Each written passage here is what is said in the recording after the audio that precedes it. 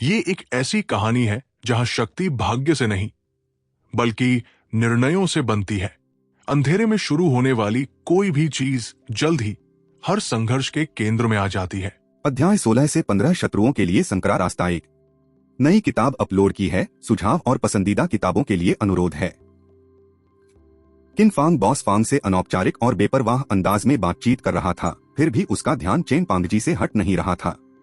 शायद चेन पांगजी को अपराध बोध हो रहा था, या शायद वहां बैठी किन फांग का उन पर बहुत दबाव था, लेकिन कारोबार करते समय चेन पांगजी सहज महसूस नहीं कर रहे थे। जैसे जैसे रात के 10 बजने वाले थे और कारोबार कम होने लगा, वे घर जाने की तैयारी में तेजी से अपना सामान समेटने लगे। अंकल फांग, मुझे ले जाने के लिए सूप बंस की 2 और टोकरियां दे दीजिए।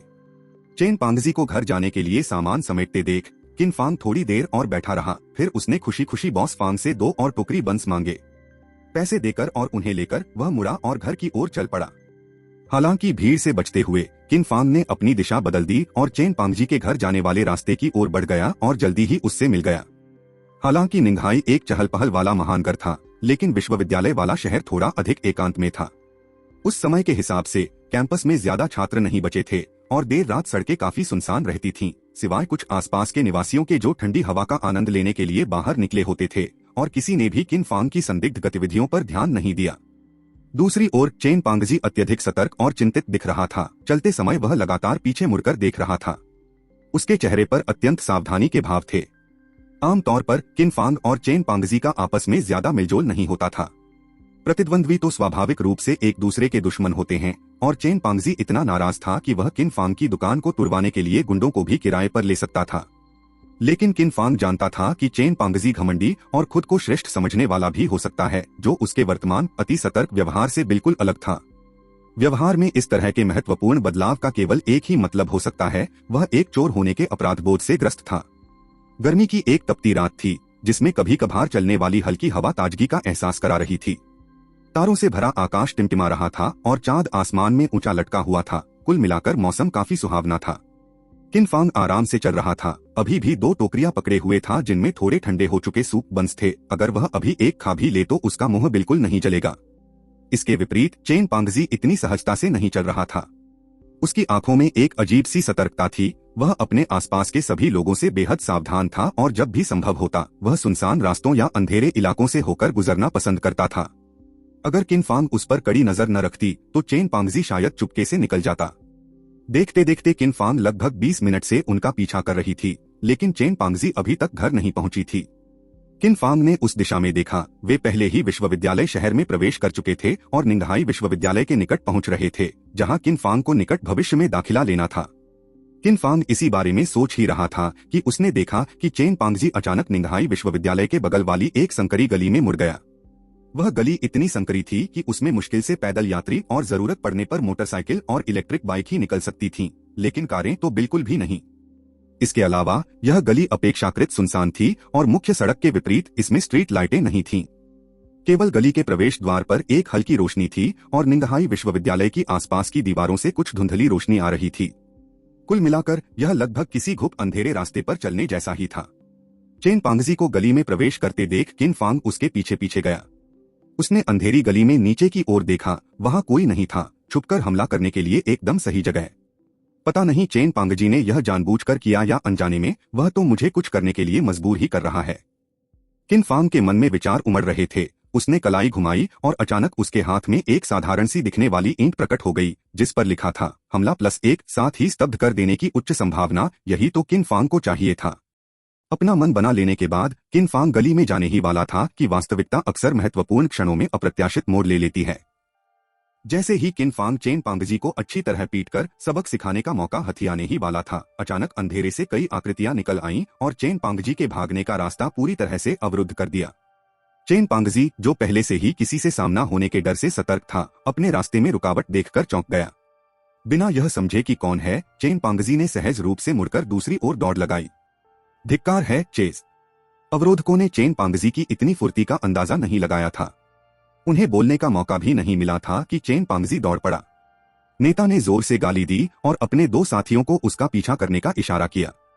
यह दृश्य देखकर किन फांग एक पल के लिए स्तब्ध रह गया, लेकिन वह इस झंझट में पड़ना नहीं चाहता था। उसने गली में प्रवेश नहीं किया और इसके बजाय मुड़कर सड़क के दूसरी ओर बैठ गया और तमाशा देखने का इंतजार करने लगा। चेन पांगजी को शुरुआती बढ़त तो मिली थी, लेकिन वह बूढ़ा होने के साथ साथ काफी मोटा भी था। इस फायदे के बावजूद वह ज्यादा देर तक आगे नहीं रह सका और हांफने लगा। उसका पीछा कर रहे दोनों साथियों ने अपनी रफ्तार थोड़ी बढ़ा दी और आसानी से उसे पकड़ लिया। आह! दोनों गुंडों ने जरा भी रहम नहीं दिखाया और चेन पांगजी को पकड़ते ही लात मारकर उसे वहीं चोट पहुंचाई जहां सबसे ज्यादा दर्द होता है। दर्द से चीखते हुए चेन पांगजी का गोलमटोल शरीर जमीन पर गिर पड़ा। उसके चेहरे पर दहशत साफ झलक रही थी। चेन पांगजी को घेरने वाले तीनों में से सरगना भी अब तक वहां पहुंच चुका था। हांफते हुए भी उसकी हालत चेन पांगजी से कहीं बेहतर थी। चेन पांगजी को जमीन पर तड़पता देख सरगना अपना गुस्सा रोक नहीं पाया और उसने चेन पांगजी के बड़े पेट पर 2 जोरदार लातें मारी। ये लातें और भी बेरहम थीं। चेन पांगजी चीख भी नहीं सका और इसके बजाय उसने अपना पेट पकड़ लिया, बुरी तरह कांपने लगा और उसका शरीर हिलने लगा। बॉस चेन, मेरे साथ मरने का नाटक मत करो। उसे लात मारने के बाद ऐसा लग रहा था मानो बॉस ने अपना काफी गुस्सा निकाल दिया हो। फिर वह नीचे बैठ गया, चेन पांगजी को कॉलर से पकड़ा और उसे ऊपर खींच लिया। शायद चेन पांगजी के भारी वजन और बॉस के दुबले पतले होने के कारण यह एक जोरदार प्रयास लग रहा था, लेकिन अपने अनुयायियों के सामने अपना दबदबा दिखाने के लिए उसने उग्रता से अपना व्यवहार व्यक्त किया। उसके चेहरे पर एक भयंकर घृणास्पद मुस्कान थी जिसने चेन पांगजी को और भी भयभीत कर दिया। दिखावा जारी रखने में असमर्थ चेन पांगजी ने अपना कांपता हुआ चेहरा उसकी ओर घुमाया। भाई कियांग, चेन पांगजी ने डरते हुए पुकारा। दूर से देखते हुए किनफांग को तब तक ठीक से दिखाई नहीं दे रहा था जब तक कि चेन पांगजी ने आवाज नहीं दी। फिर स्ट्रीट लैंप की तिरछी रोशनी में उसे एहसास हुआ कि चेन पांगजी को घेरने वाला कोई और नहीं बल्कि माउस कियांग था, जिसे उसने पहले पीटा था। यह दुनिया कितनी छोटी है। माउस कियांग को देखकर, जिसके पास 2 नए अधीनस्थ थे लेकिन वह अभी भी पहले जैसा ही था, किनफांग मन ही मन हंसे बिना नहीं रह सकी। किनफांग ने यह उम्मीद नहीं की थी कि उसके और माउस कियांग के बीच लड़ाई के महज 2 या 3 घंटे बाद अब उनका एक ही लक्ष्य होगा, चेन पांगजी को सबक सिखाना। हालांकि हालात को देखते हुए किनफांग को दखल देने की कोई जरूरत नहीं दिखी। माउस कियांग उससे कहीं ज्यादा निर्दयी था, जिससे किनफांग का गुस्सा बिना कुछ किए ही शांत हो गया। दोनों पक्षों के लिए फायदेमंद स्थिति। उसे बस किनारे से सारा तमाशा देखना था। अध्याय 17 से 16 अपने पापों के कारण व्यक्ति जीवित नहीं रह सकता। एक नई किताब अपलोड की है। सुझाव, टिकट और पसंदीदा किताबों की तलाश है। बॉस चेन, यह आपका उचित व्यवहार नहीं है। मैंने वह काम कर दिया है जो आपने मुझे करने को कहा था। देखा, मेरे सिर पर यह बड़ा सा घाव भी हो गया है। क्या आपको नहीं लगता कि आपको मेरे चिकित्सा खर्चों के लिए कुछ मुआवजा देना चाहिए? जब चेन पांगजी ने मुश्किल से सांस ली, तभी माउस कियांग उसके सामने आकर बैठ गया और मुस्कुराते हुए चेन पांगजी के चिकने गालों पर थपथपाया, जबकि उसके पीछे खड़े उसके दोनों साथी ताना मारते हुए और समय समय पर अपनी कलाई हिलाते हुए ऐसे व्यवहार कर रहे थे मानो वे चेन पांगजी को मुक्कों और लातों से सबक सिखाने का मौका ढूंढ रहे हों। इन छोटे मोटे गुंडों के पास कोई और हुनर नहीं था, लेकिन वे कमजोरों को धमकाने और ताकतवरों को डराने में माहिर थे, खासकर तब जब उनकी संख्या शिकारों से ज्यादा होती थी। चेन पांगजी की कदकाठी को देखते हुए शायद वह उनके धंधे को झेल न पाए। भाई कियांग, वो पैसे क्या मैंने तुम्हें पहले ही नहीं दे दिए थे? चेन पांगजी का चेहरा डर से सिकुड़ गया और उसने अनजाने में अपनी जेब को कसकर पकड़ लिया जिसमें दिन भर की कमाई रखी थी। हालांकि यह कोई बहुत बड़ी रकम नहीं थी, लेकिन मामूली भी नहीं थी। क्या बॉस चेन, क्या आपको मेरी बात समझ नहीं आई? चेन पांगजी के जवाब पर माउस कियांग का सारा उत्साह गायब हो गया। उसकी मुस्कान गायब हो गई और चेहरा गंभीर हो गया। हमने आपसे पैसे लिए और आपके लिए काम किया, लेकिन अब मैं घायल हो गया हूँ तो कम से कम आपको मेरे इलाज का खर्च तो उठाना चाहिए, है ना? भाई कियांग। जैसे ही चेन पांगजी को माउस कियांग का मतलब समझ आया, उसका पहले से ही भयभीत चेहरा और भी ज्यादा विकृत हो गया, मानो वह रोने ही वाला हो। बकवास बंद करो, पैसे दे दो। माउस कियांग से पंगा लेना आसान नहीं था। आखिर चेन पांगजी का बचाव करने पर उसकी पिटाई हुई थी और वह पहले से ही गुस्से में था। चेन पांगजी को कृतघ्न देखकर उसने और कुछ कहने की हिम्मत नहीं उठाई, खड़ा हुआ और चेन पांगजी को लात मारी। साथ ही अपने 2 साथियों को इशारा किया कि वे चेन पांगजी को पकड़ लें और उनमें से एक उसकी जेबें टटोलने लगा। तो अब यह लूटपाट में बदल गया। बेचारा। सड़क के उस पार धुंधली रोशनी वाले इलाके में बैठा किनफांग सारा दृश्य स्पष्ट रूप से देख रहा था। यह एक सुनसान इलाका था जहां बहुत कम लोग थे और किनफांग अपने दुश्मनों पर दया दिखाने वाला व्यक्ति नहीं था, वरना वह खुद चेन पांगजी का सामना करने की तैयारी में न लगा होता। कृपया भाई कियांग, यह मेरी सारी मेहनत की कमाई है। चेन पांगजी अब सचमुच डरा हुआ था। एक गुंडे द्वारा दबाए जाने के बावजूद भी उसका भारी भरकम शरीर बुरी तरह छटपटा रहा था। उसकी हरकतें उन दोनों गुंडों के बस से बाहर थीं, लेकिन वह एक कटे हुए सुअर की तरह चीखता रहा, इस उम्मीद में कि उसकी चीखें राहगीरों का ध्यान आकर्षित करेंगी और उसे बचा लेंगी। दुर्भाग्यवश हालांकि वहां राहगीर मौजूद थे, लेकिन यह उसका दुश्मन किन फांग ही था, जिसने माउस कियांग के साथ मिलकर उसे पीटने के बजाय उसे बचाने को भी एक एहसान समझा। मादरचोद मौत को बुला रहा है। माउस कियांग धैर्यवान व्यक्ति नहीं था। चेन पांगजी की लगातार अवज्ञा देखकर उसने अपनी सारी विनम्रता खो दी। चेन पांगजी के छटपटाते शरीर पर जोरदार लात मारते ही चेन पांगजी तुरंत दम घुटने लगा, एक मोटे झींगे की तरह सिकुड़ गया। उसका गला छिल गया था, लेकिन वह एक शब्द भी नहीं बोल पा रहा था। दोनों बदमाशों ने तुरंत मौका पाकर चेन पांगजी की कड़ी सुरक्षा वाली जेब से नोटों से भरा बटुआ निकाल लिया, लेकिन उन्होंने पैसे इकट्ठा करने के लिए लगी कमरबंद की थैली को हाथ नहीं लगाया। धिक्कार है, केवल 1000 युआन। हालांकि जब माउस कियांग ने पैसे निकालकर गिने तो पता चला कि वह 1000 युआन से थोड़ा अधिक थे, जिससे उसका पहले से ही दुबला-पतला चेहरा गुस्से से और भी बिगड़ गया और उसकी आंखों में क्रूरता झलक रही थी। मोटे बदमाश, मरने का नाटक करना बंद करो। क्या तुमने पैसे कहीं छिपाए हैं? चेन पांगजी को लात मारते हुए, जो अपना पेट पकड़कर गेंद की तरह सिकुड़ गया था, माउस कियांग का चेहरा बेहद उदास था। भाई कियांग, मेरे पास बस इतना ही है।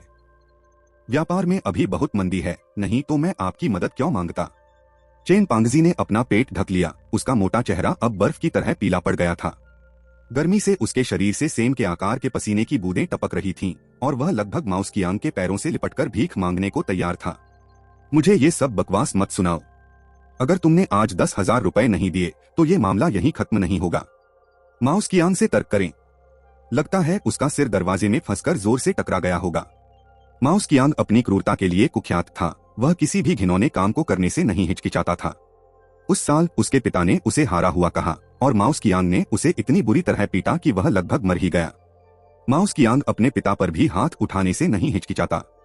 चेन पांगजी जैसे आदमी की तो बात ही छोड़ो। क्या तुमने अभी अभी वो लातें नहीं देखी? हर लात बेरहमी से और बिना किसी दया के मारी गई थी। सचमुच मेरे पास यह नहीं है। चेन पांगजी का मोटा चेहरा सिकुड़ गया, मानो वह रोने ही वाला था। यह इस बात का स्पष्ट संकेत था कि उसके पास वाकई पैसे खत्म हो गए थे। किन फांग ने ऐसा ही अनुमान लगाया था, क्योंकि उसने चेन पांगजी का पूरे रास्ते पीछा किया था और उसे एटीएम पर रुकते हुए नहीं देखा था। वह सीधे घर जा रहा था जहां माउस कियांग ने उसे घेर लिया था। तुम्हारे पास वो नहीं है ना? उसे हराओ। माउस कियांग ने ठंडी हंसी हंसते हुए चेन पांगजी के प्रति कोई नरमी नहीं बरती और उसे घूंसे घूंसे मारने लगा। उसके 2 अन्य गुंडे भी पीछे नहीं रहे और लगातार चेन पांगजी को लातों और घूंसे से पीटते रहे। तुमने खुद ही यह मुसीबत मोल ली है, अब इसे स्वीकार करो। किन फांग किनारे से ठंडे भाव से यह सब देख रहा था। चेन पांगजी ने उसके खिलाफ साजिश रचने की कोशिश की थी, लेकिन वह नाकाम रहा। इसके बजाय माउस कियांग उसी से पैसे ऐंठ रहा था। पैसे ऐंठ न पाने के कारण चेन पांगजी को अब बुरी तरह मार खानी पड़ी, जिससे किन फांग के मन में दबा गुस्सा कुछ कम हुआ और उसका मूड थोड़ा बेहतर हो गया। आह! उस शांत रात में चीखें एक के बाद एक गूंजती रहीं, दूर दूर तक सुनाई देती रहीं। दुर्भाग्य से कोई भी हस्तक्षेप करने को तैयार नहीं था, जिससे चेन पांगजी को चुपचाप मार सहनी पड़ी। जहां तक जवाबी कार्रवाई की बात है, स्पष्टतः उनमें 3 विरोधियों का सामना करने का साहस, हौसला और ताकत नहीं थी। कम से कम चेन पांगजी में इतनी आत्मजागरूकता तो थी। मार खाते हुए भी चेन पांगजी ने माउस कियांग से विनती करना नहीं भूला, उससे गुहार लगाई कि उसे छोड़ दे। लेकिन पैसे देने की बात हो तो माफ कीजिए, उसके पास सच में पैसे नहीं थे। चेन पांगजी दर्द में था, लेकिन वह मूर्ख नहीं था। वह जानता था कि अगर वह किसी तरह इस कठिन परीक्षा से बचकर जिंदा घर लौट आए तो सब कुछ आसानी से सुलझ जाएगा और उसे माउस कियांग द्वारा ठगे जाने से मुक्ति मिल जाएगी। इससे भी अच्छी बात यह थी कि चेन पांगजी ने घर पहुंचते ही हवाई जहाज का टिकट बुक करने और अगले ही दिन निंघाई शहर छोड़ने की योजना बना ली थी। इस तरह माउस कियांग के लिए उसे परेशान करना मुश्किल हो जाएगा। वह एक छोटा मोटा नाश्ता बेचने वाला था। निंघाई शहर भले ही चहल पहल वाला हो, लेकिन वहां और भी कई चहल पहल वाले शहर हैं। वह किसी खतरनाक पेड़ पर लटककर अपनी जान जोखिम में नहीं डालना चाहता था। किन फांग पूरे समय सड़क के उस पार बैठा घटनाक्रम देख रहा था। हालांकि उसका चेन पांगजी को गंभीर रूप से नुकसान पहुंचाने का कोई इरादा नहीं था, ज्यादा से ज्यादा उसके सिर पर मामूली चोट पहुंचाने का। फिर भी घटनाओं के इस मोड़ ने किन फांग को चौंका दिया। खासकर आगे जो हुआ वह उसे कई दिनों तक सोचने के बाद भी परेशान करने वाला लगा। अध्याय 18 से 17 योग्य 1 नई किताब अपलोड की है, अनुशंसा और पसंदीदा के लिए वोट मांग रहे हैं। तीनों गुंडे काफी देर से मारपीट कर रहे थे और इतनी गर्मी की रात में वे तुरंत पसीने से भीग गए। वे थोड़े थक गए और रुक गए। तब तक चेन पांगजी की बुरी तरह पिटाई हो चुकी थी। उसका पहले से ही फूला हुआ चेहरा अब पहचान से परे हो गया था। बॉस चेन, इतनी मार खाने के बाद आपको अपनी औकात पता होनी चाहिए, है ना? पैसे नहीं हैं क्या? बात सीधी सी है, अपनी पत्नी को फोन करो और उससे 10,000 रुपए मंगवाओ, वरना अगर एक पैसा भी कम हुआ तो आज घर जाने के बारे में सोचना भी मत। लेकिन माउस कियांग चेन पांगजी को आसानी से छोड़ने वाला नहीं था। किन फांग द्वारा स्टूल से किए गए जोरदार प्रहार से उसका सिरदर्द अभी भी तेज था।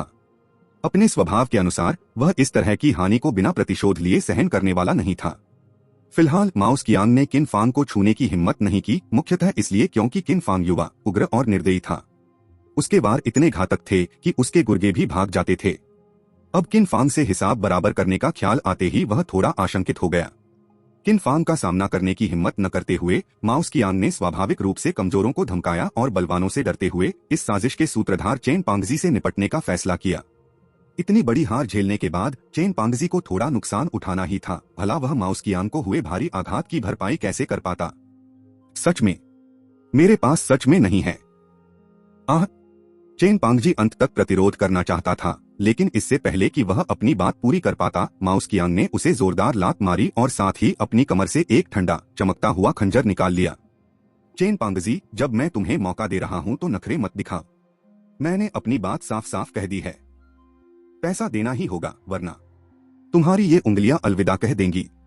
जैसे ही माउस कियांग ने ये धमकी भरे शब्द कहे, उसने अपने दो गुर्गों को चेन पांगजी को नीचे पकड़ने का आदेश दिया, जबकि उसने चेन पांगजी का हाथ पकड़ रखा था और उसका ठंडा तेज खंजर उसकी उंगलियों को छूते हुए निकल गया।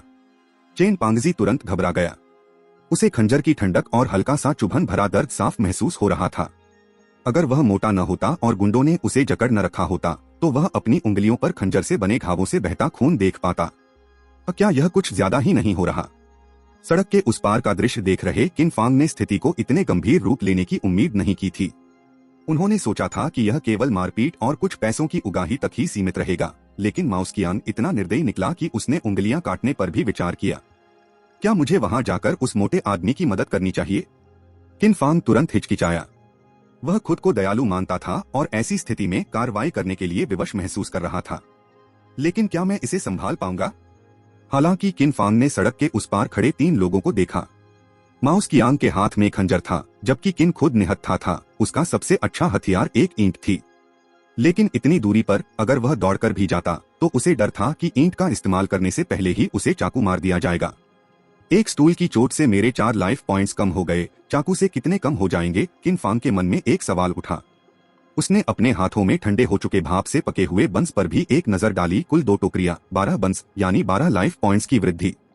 अपने मौजूदा 10 पॉइंट्स के साथ मिलाकर उसके पास अधिकतम 22 पॉइंट्स ही बचे थे। स्टूल से टकराने पर 4 अंक कट जाते थे, लेकिन चाकू के घाव की तुलना में यह काफी हल्का लगता था। अगर चाकू किसी महत्वपूर्ण अंक पर न लगे तो यह जानलेवा नहीं होना चाहिए और शायद इससे पूरे 10 अंक भी नहीं कटेंगे। फिर भी 22 अंक अधिकतम 3 बार ही झेल सकते हैं। इस तरह सोचते हुए किन फांग ने पक्का फैसला कर लिया कि ऐसे व्यक्ति के लिए बोलना उचित नहीं है। अगर उसे चोट लग जाती तो मुसीबत बहुत बढ़ जाती। घर पर उसकी मां थी जो उसकी सफलता की कामना करती थी, इसलिए किन फांग ने पीछे हटने का निर्णय लिया। चेन पांगजी, मैं तुम्हारे साथ शब्दों को व्यर्थ नहीं करूंगा। मैं तुम्हें थोड़ा खून बहाकर सबक सिखाना चाहता हूं। अगर तुम मेरी बात नहीं मानोगे तो यह सिर्फ उंगलियों से खून बहाने जितना आसान नहीं होगा। बोलते समय माउस कियांग ने वह हाथ उठाया जिससे चेन पांगजी को दर्द हो रहा था, यह सुनिश्चित करते हुए कि वह भयानक दृश्य चेन पांगजी को पूरी तरह से दिखाई दे। माउस कियांग सचमुच निर्दयी था। वह सिर्फ एक उंगली से खून बहाने से संतुष्ट नहीं हुआ, बल्कि उसने चेन पांगजी की सभी 5 उंगलियों से खून बहा दिया। और ऐसा लग रहा था कि वह दूसरे हाथ को भी नहीं बख्शेगा। नहीं नहीं, मैं इसे दे दूंगा, मैं इसे दे दूंगा। अपनी उंगलियों में तेज दर्द महसूस करते हुए चेन पांगजी सचमुच डर गया था। उसका हाथ खून से लाल हो गया था और ताजा खून बेतहाशा बह रहा था। अगर वह इसी हालत में रहा तो कौन जाने कहीं अत्यधिक खून बहने से उसकी मौत न हो जाए। अब जबकि उसकी जान खतरे में थी, भले ही चेन पांगजी आमतौर पर कंजूस था और अपना पैसा खर्च करने में आनाकानी करता था, उसके पास घबराहट में चिल्लाने और भुगतान करने के लिए सहमत होने के अलावा कोई विकल्प नहीं था। इस स्थिति में अगर उसने अपने बटुए को खाली नहीं होने दिया तो उसका शरीर ही खून बहाने लगेगा। जल्दी करो, दोस्त का सब्र खत्म हो रहा है। माउस कियांग ने चेन पांगजी का फोन उसकी तरफ फेंक दिया और दोनों बदमाशों ने उसे छोड़ दिया लेकिन गए नहीं। इसके बजाय वे दोनों तरफ खड़े हो गए और चेन पांगजी पर नजर रखने लगे ताकि उसे भागने का मौका न मिले। इस समय चेन पांगजी भागने की हिम्मत कहाँ करता। खून बहने से ही वह बुरी तरह डर गया था। कांपते हुए उसने फोन उठाया और घर पर फोन किया। शाओ जू, तुम्हारी चाची कहाँ है? अरे वो वहां नहीं है। वो कहाँ चली गई? महजोंग खेल रही होगी, वो फिजूल खर्ची करने वाली औरत। चेन पांगजी फोन पर बात कर रहे थे लेकिन नतीजा उनके लिए बेहद निराशाजनक था। उनकी पत्नी महजोंग खेलने गई हुई थी और घर पर नहीं थी। यह एक गंभीर समस्या थी। उन्होंने फोन रखा नहीं बल्कि माउस कियांग की ओर सावधानी से देखते हुए कहा, कियांग, भाई कियांग, मेरी पत्नी घर पर नहीं है।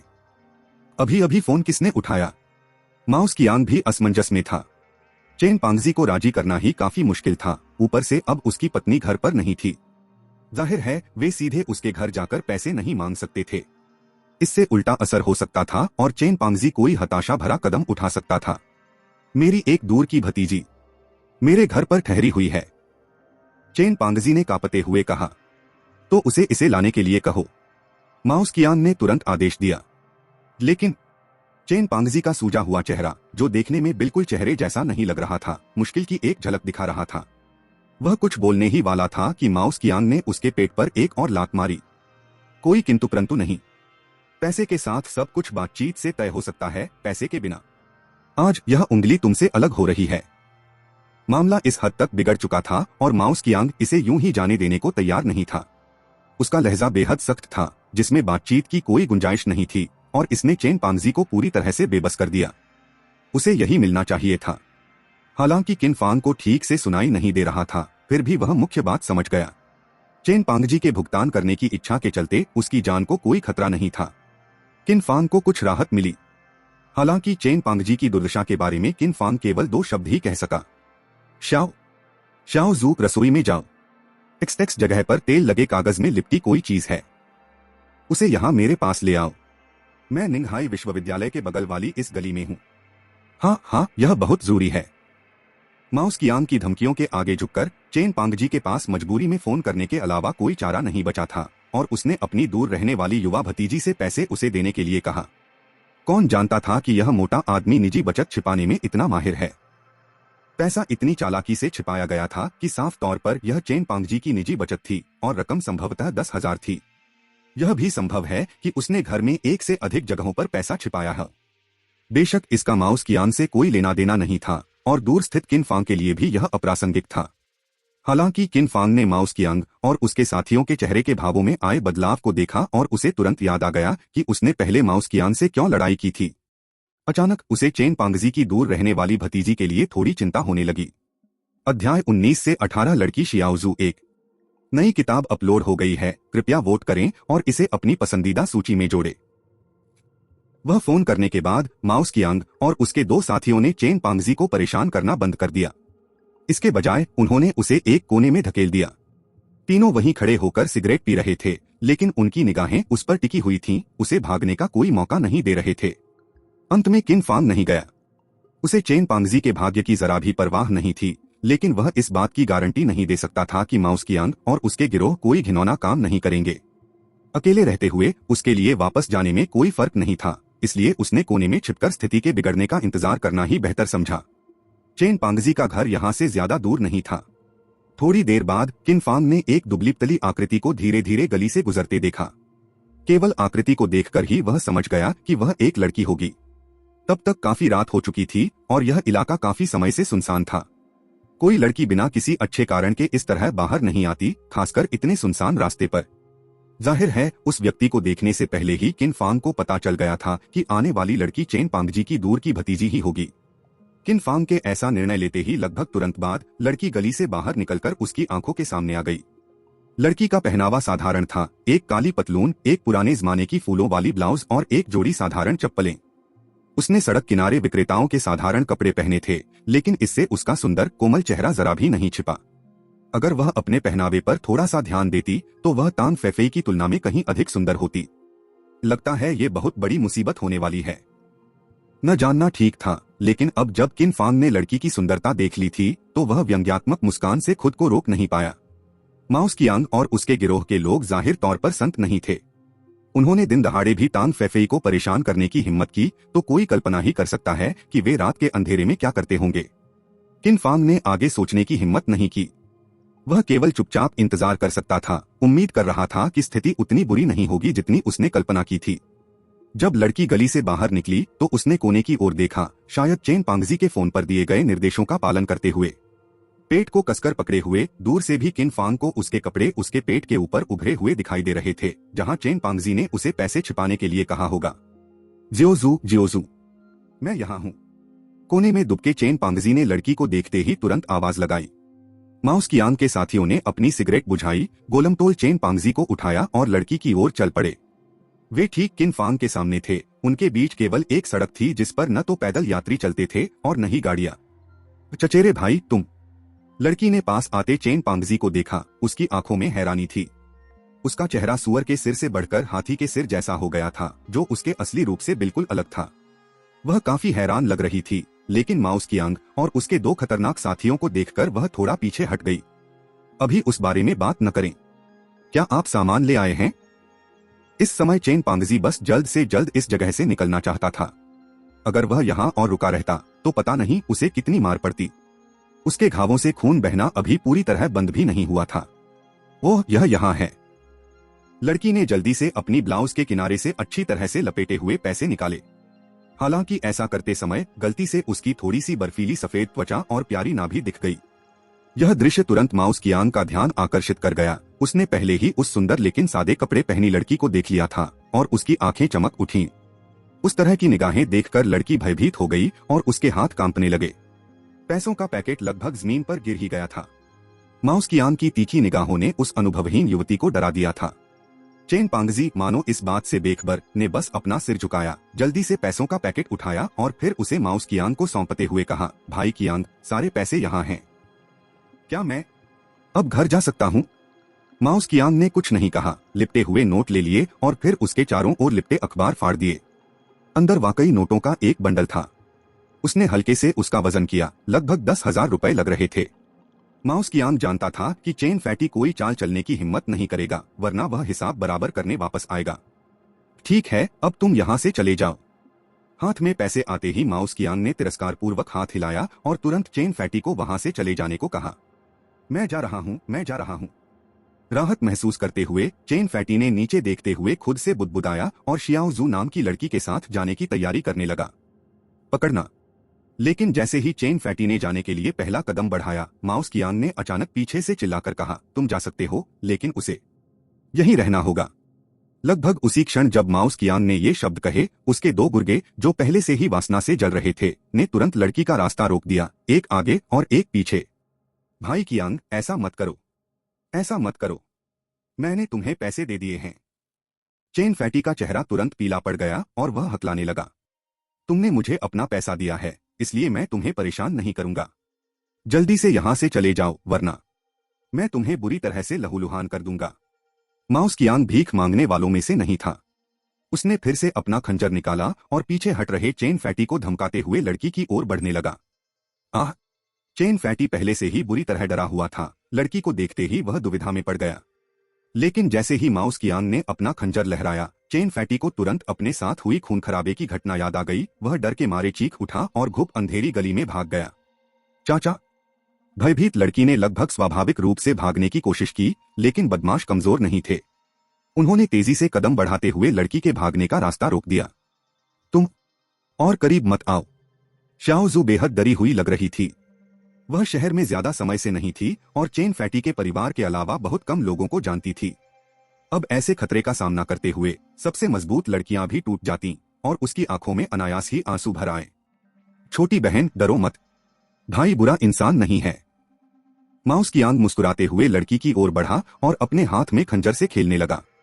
उसके दोनों साथियों के चेहरे पर भी वैसे ही भाव थे। उनमें से एक ने बेशर्मी से चिल्लाते हुए कहा, मालिक, जब आपका पेट भर जाए तो हमें भी थोड़ा सा सूप पीने दीजिए।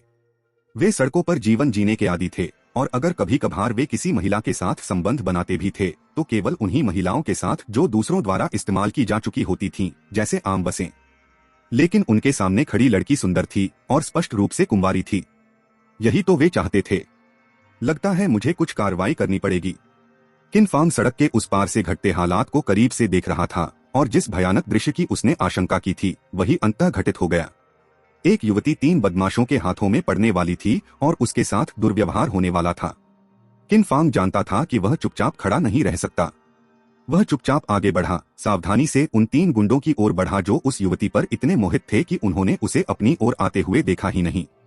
अध्याय 20 से 19 हीरो ने सुंदरी को बचाया। एक तीसरा अपडेट आ गया है जिसमें अनुशंसा टिकट और पसंदीदा आइटम मांगे गए हैं। छोटी बहन अच्छी बच्ची बनो, बड़ा भाई तुम्हारी परवाह करता है। इस समय तक माउस कियांग वासना में पूरी तरह अंधा हो चुका था। उसने किन फांग को दौड़ते हुए आते हुए भी नहीं देखा, नहीं उन 2 अन्य अधीनस्थों को देखा जो उस लड़की पर मोहित थे। घबराहट और बेबसी में डूबी वह लड़की अपने कॉलर और कपड़ों के किनारे को कसकर पकड़े हुए थी। तभी अचानक उसकी नजर किन फांग पर पड़ी जो उनकी तरफ दौड़ती हुई आ रही थी। उसकी आंखों में हैरानी की एक झलक दिखाई दी। जैसे ही वह कुछ चिल्लाने वाली थी, उसने किन फांग को चुप रहने का इशारा करते हुए देखा और उसने बड़ी मुश्किल से अपने होठों तक आ रही चीख को दबा लिया। लड़की थोड़ी शांत हुई। 3 खूंखार हिंसक भेड़ियों जैसे दुश्मनों का सामना करते हुए वह जानती थी कि रोना व्यर्थ है। अपनी बुद्धिमत्ता के कारण उसने किन फांग के हाथ में ईंट देखकर उसका इरादा समझ लिया। भूश! इस समय चूहा कियांग किन फांग के ठीक सामने पीठ करके खड़ा था। इस शानदार अवसर का लाभ उठाते हुए किन फांग ने तुरंत ईंट को एक शक्तिशाली हथियार के रूप में इस्तेमाल किया और उसे चूहा कियांग के सिर के पिछले हिस्से पर जोरदार प्रहार किया। एक अनुभवी लड़ाकू के रूप में अपनी प्रतिष्ठा के अनुरूप माउस कियांग ने किन फांग के हमले से उत्पन्न हवा के झोंके के साथ साथ ईंट की सरसराहट की आवाज को महसूस किया और तुरंत सतर्क हो गया। लगभग सहज रूप से पीछे मुड़कर देखने लगा। स्मैक! पर तब तक बहुत देर हो चुकी थी। जैसे ही उसने अपना चेहरा घुमाया, उसने एक काली वस्तु को नीचे की ओर झपट्टा मारते हुए देखा। फिर उसके चेहरे पर तेज दर्द हुआ, जिसके बाद उसे इतना चक्कर आया कि उसकी सोचने की क्षमता ही खत्म हो गई। उसकी दर्द भरी चीख भी देर से निकली। हमला सफल रहा, लक्ष्य चक्कर आने की अवस्था में चला गया। ये शब्द किन फांग के दिमाग में कौंधे, लेकिन उसके पास उन पर ध्यान देने का समय नहीं था क्योंकि अभी भी 2 अन्य गुंडों से निपटना बाकी था। उफ! माउस कियांग की चीख सुनकर दोनों गुंडे एक पल के लिए स्तब्ध रह गए। उनकी कामुक हंसी रुक गई। इससे पहले कि वे कुछ प्रतिक्रिया कर पाते, उनमें से एक को सिर के पिछले हिस्से पर जोरदार प्रहार लगा, जिससे उसे तुरंत चक्कर आने लगे और सोचने समझने की शक्ति थम गई। दूसरे की बात करें तो किन फांग के पास ईंट को वापस खींचकर दूसरा वार करने का समय नहीं था, इसलिए उसने जोरदार लात मारी और एक जोरदार प्रहार किया। इस बदमाश की स्थिति बिल्कुल सही थी। किन फांग की लात ने उसे पूरी तरह से चौंका दिया और वह उड़कर निंगहाई विश्वविद्यालय की दीवार से बुरी तरह टकरा गया। उस बदमाश के लिए दुर्भाग्यवश किन की झुकी हुई मुद्रा के कारण लात उसके ऊपरी शरीर पर लगी, जिससे वह पलट गया और उसका सिर दीवार से जोर से टकराया। हालांकि वह बेहोश नहीं हुआ, लेकिन उसे चक्कर आने लगे और शायद चलते समय भी वह कांप रहा था। वाह! बाल बाल बच गए। जब किन फांग ने अपना काम खत्म किया तो वह हांफने लगा, क्योंकि उसे पता था कि एक छोटी सी भी गड़बड़ी उसके लिए बुरी साबित हो सकती थी, लेकिन सौभाग्य से उसका भाग्य उसके साथ रहा। तुम अभी तक जा क्यों नहीं रहे हो? किन फांग द्वारा बचाई गई लड़की शियाओजू अभी भी अपनी जगह पर जमी हुई थी। स्पष्ट रूप से इस बात से हैरान थी कि किन ने अपने दाव से तीनों गुंडों को ढेर कर दिया था। किन फांग कुछ गुस्से में उस पर अभद्र ढंग से चिल्लाया, ओह मैं जा रहा हूँ, मैं जा रहा हूँ। किन फांग की चीख सुनकर लड़की तुरंत होश में आई और जल्दी से मुड़कर भागने की कोशिश करने लगी।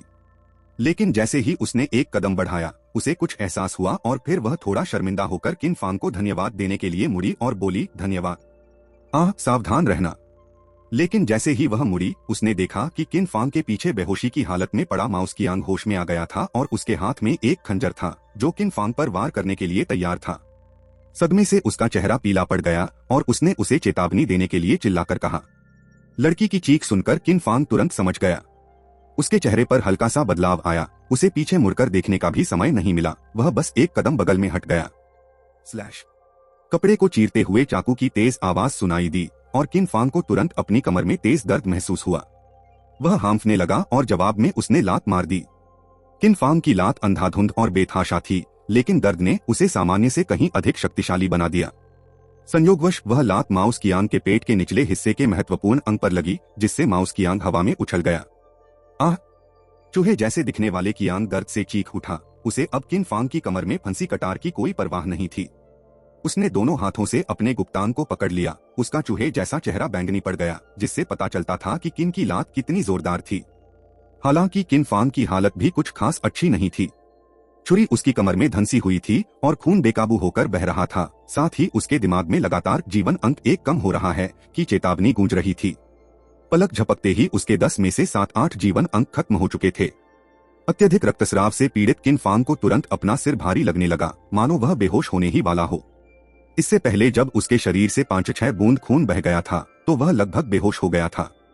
इस बार खून का बहाव कहीं अधिक गंभीर था, जिससे उसकी जीवन शक्ति लगभग शून्य हो गई थी। किन फांग को पूरा यकीन था कि इस स्थिति में उसकी तुरंत मृत्यु हो जाएगी। वो क्या तुम ठीक हो? मरना मत। उस पल जियाओ जू भागने का विचार भूल चुकी थी। किन फांग की कमर से बहुत खून बह रहा था और उसका चेहरा भयानक रूप से पीला पड़ गया था। यह सब इसलिए हुआ था क्योंकि उसने जियाओ जू की जान बचाई थी। भला वह इस स्थिति से कैसे दूर जा सकती थी? मालिक।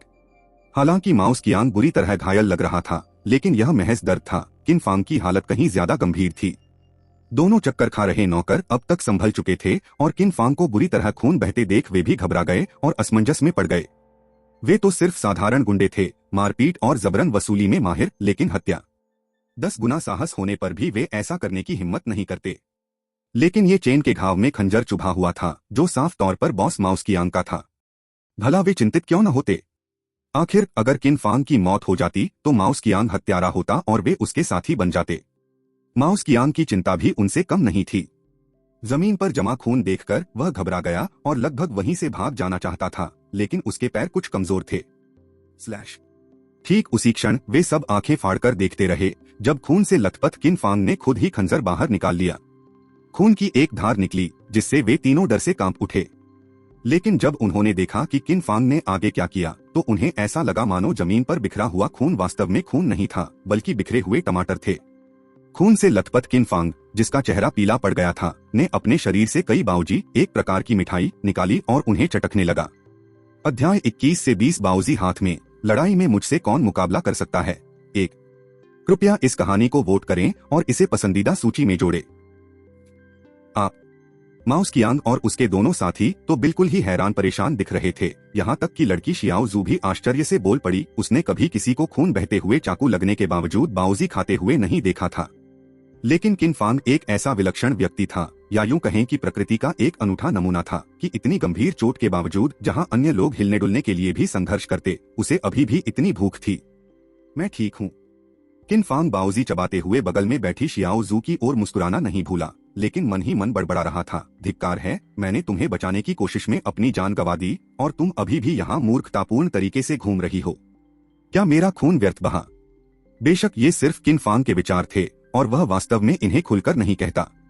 अपनी आंतरिक शिकायतों और घावों से लगातार खून बहने के बावजूद जैसे ही किन फांग के पेट में 7 या 8 सूप बंस गए, उसके जीवन अंक तेजी से ऊपर की ओर बढ़ने लगे, जो स्पष्ट रूप से खून बहने की गति से कहीं अधिक थे और जाहिर तौर पर उसका जीवन अस्थायी रूप से खतरे से बाहर था।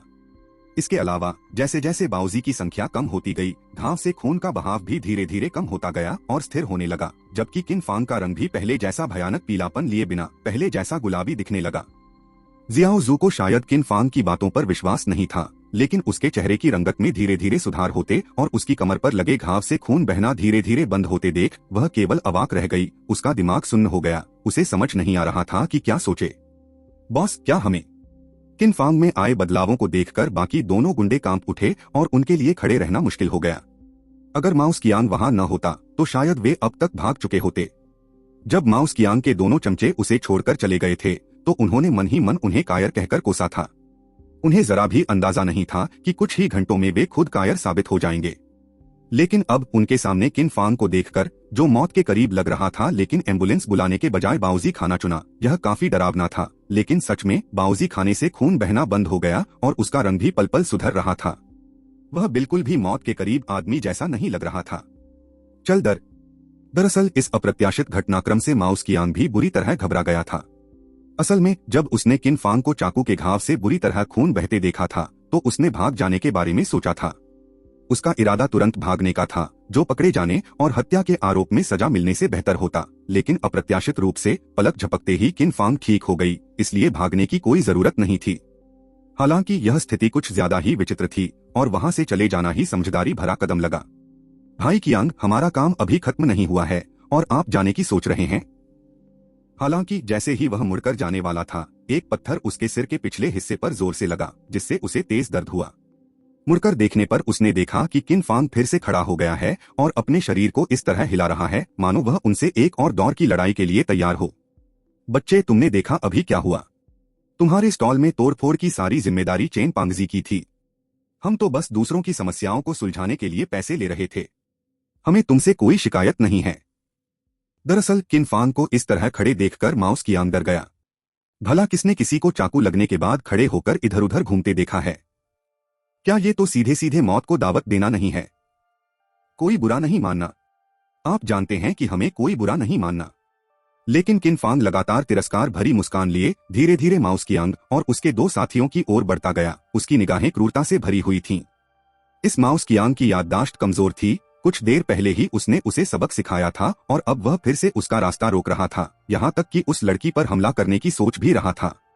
मालिक, दोनों गुंडे थोड़े डरे हुए थे, लेकिन किन फांग तो अकेला ही था। अभी अभी तो वे किन फांग के अचानक हमले के लिए तैयार नहीं थे, इसलिए हार गए थे। अब 3 के मुकाबले 1 के अनुपात में आमने सामने की लड़ाई में किन फांग का पलड़ा बिल्कुल साफ था। अगर वे एक किन फांग का भी सामना नहीं कर पाए तो बेहतर यही होगा कि वे फिर कभी अंडरवर्ल्ड में अपना चेहरा न दिखाएं। उसके घाव। माउस कियांग भी हिचकिचा रहा था। कमर पर चाकू का घाव कोई मामूली बात नहीं थी और अगर दोबारा खून बहने लगा तो यह वाकई जानलेवा साबित हो सकता था। स्मैक। लेकिन किन फांग ने उसे रुकने का मौका नहीं दिया। किन फांग के हाथ से अचानक बटेर के अंडे के आकार का एक पत्थर निकला और सीधे माउस कियांग के माथे पर जा लगा और पल भर में खून की धारा बहने लगी। छुपकर हमला करने का कौशल सक्रिय हो गया। लक्ष्य चक्कर आने की अवस्था में गिर गया। किन फांग को सबसे ज्यादा आश्चर्य इस बात से हुआ कि बेहद अविश्वसनीय मानी जाने वाली छुपकर हमला करने की कला आखिरकार काम कर गई। यह एक अप्रत्याशित घटना थी, लेकिन इससे किन फांग को तुरंत खुशी मिली और जब माउस कियांग बेहोश होकर अपने दोनों साथियों को आदेश देने में असमर्थ हो गया तो उसने इस मौके का फायदा उठाते हुए माउस कियांग की छाती पर जोर से लात मारी। बैंग।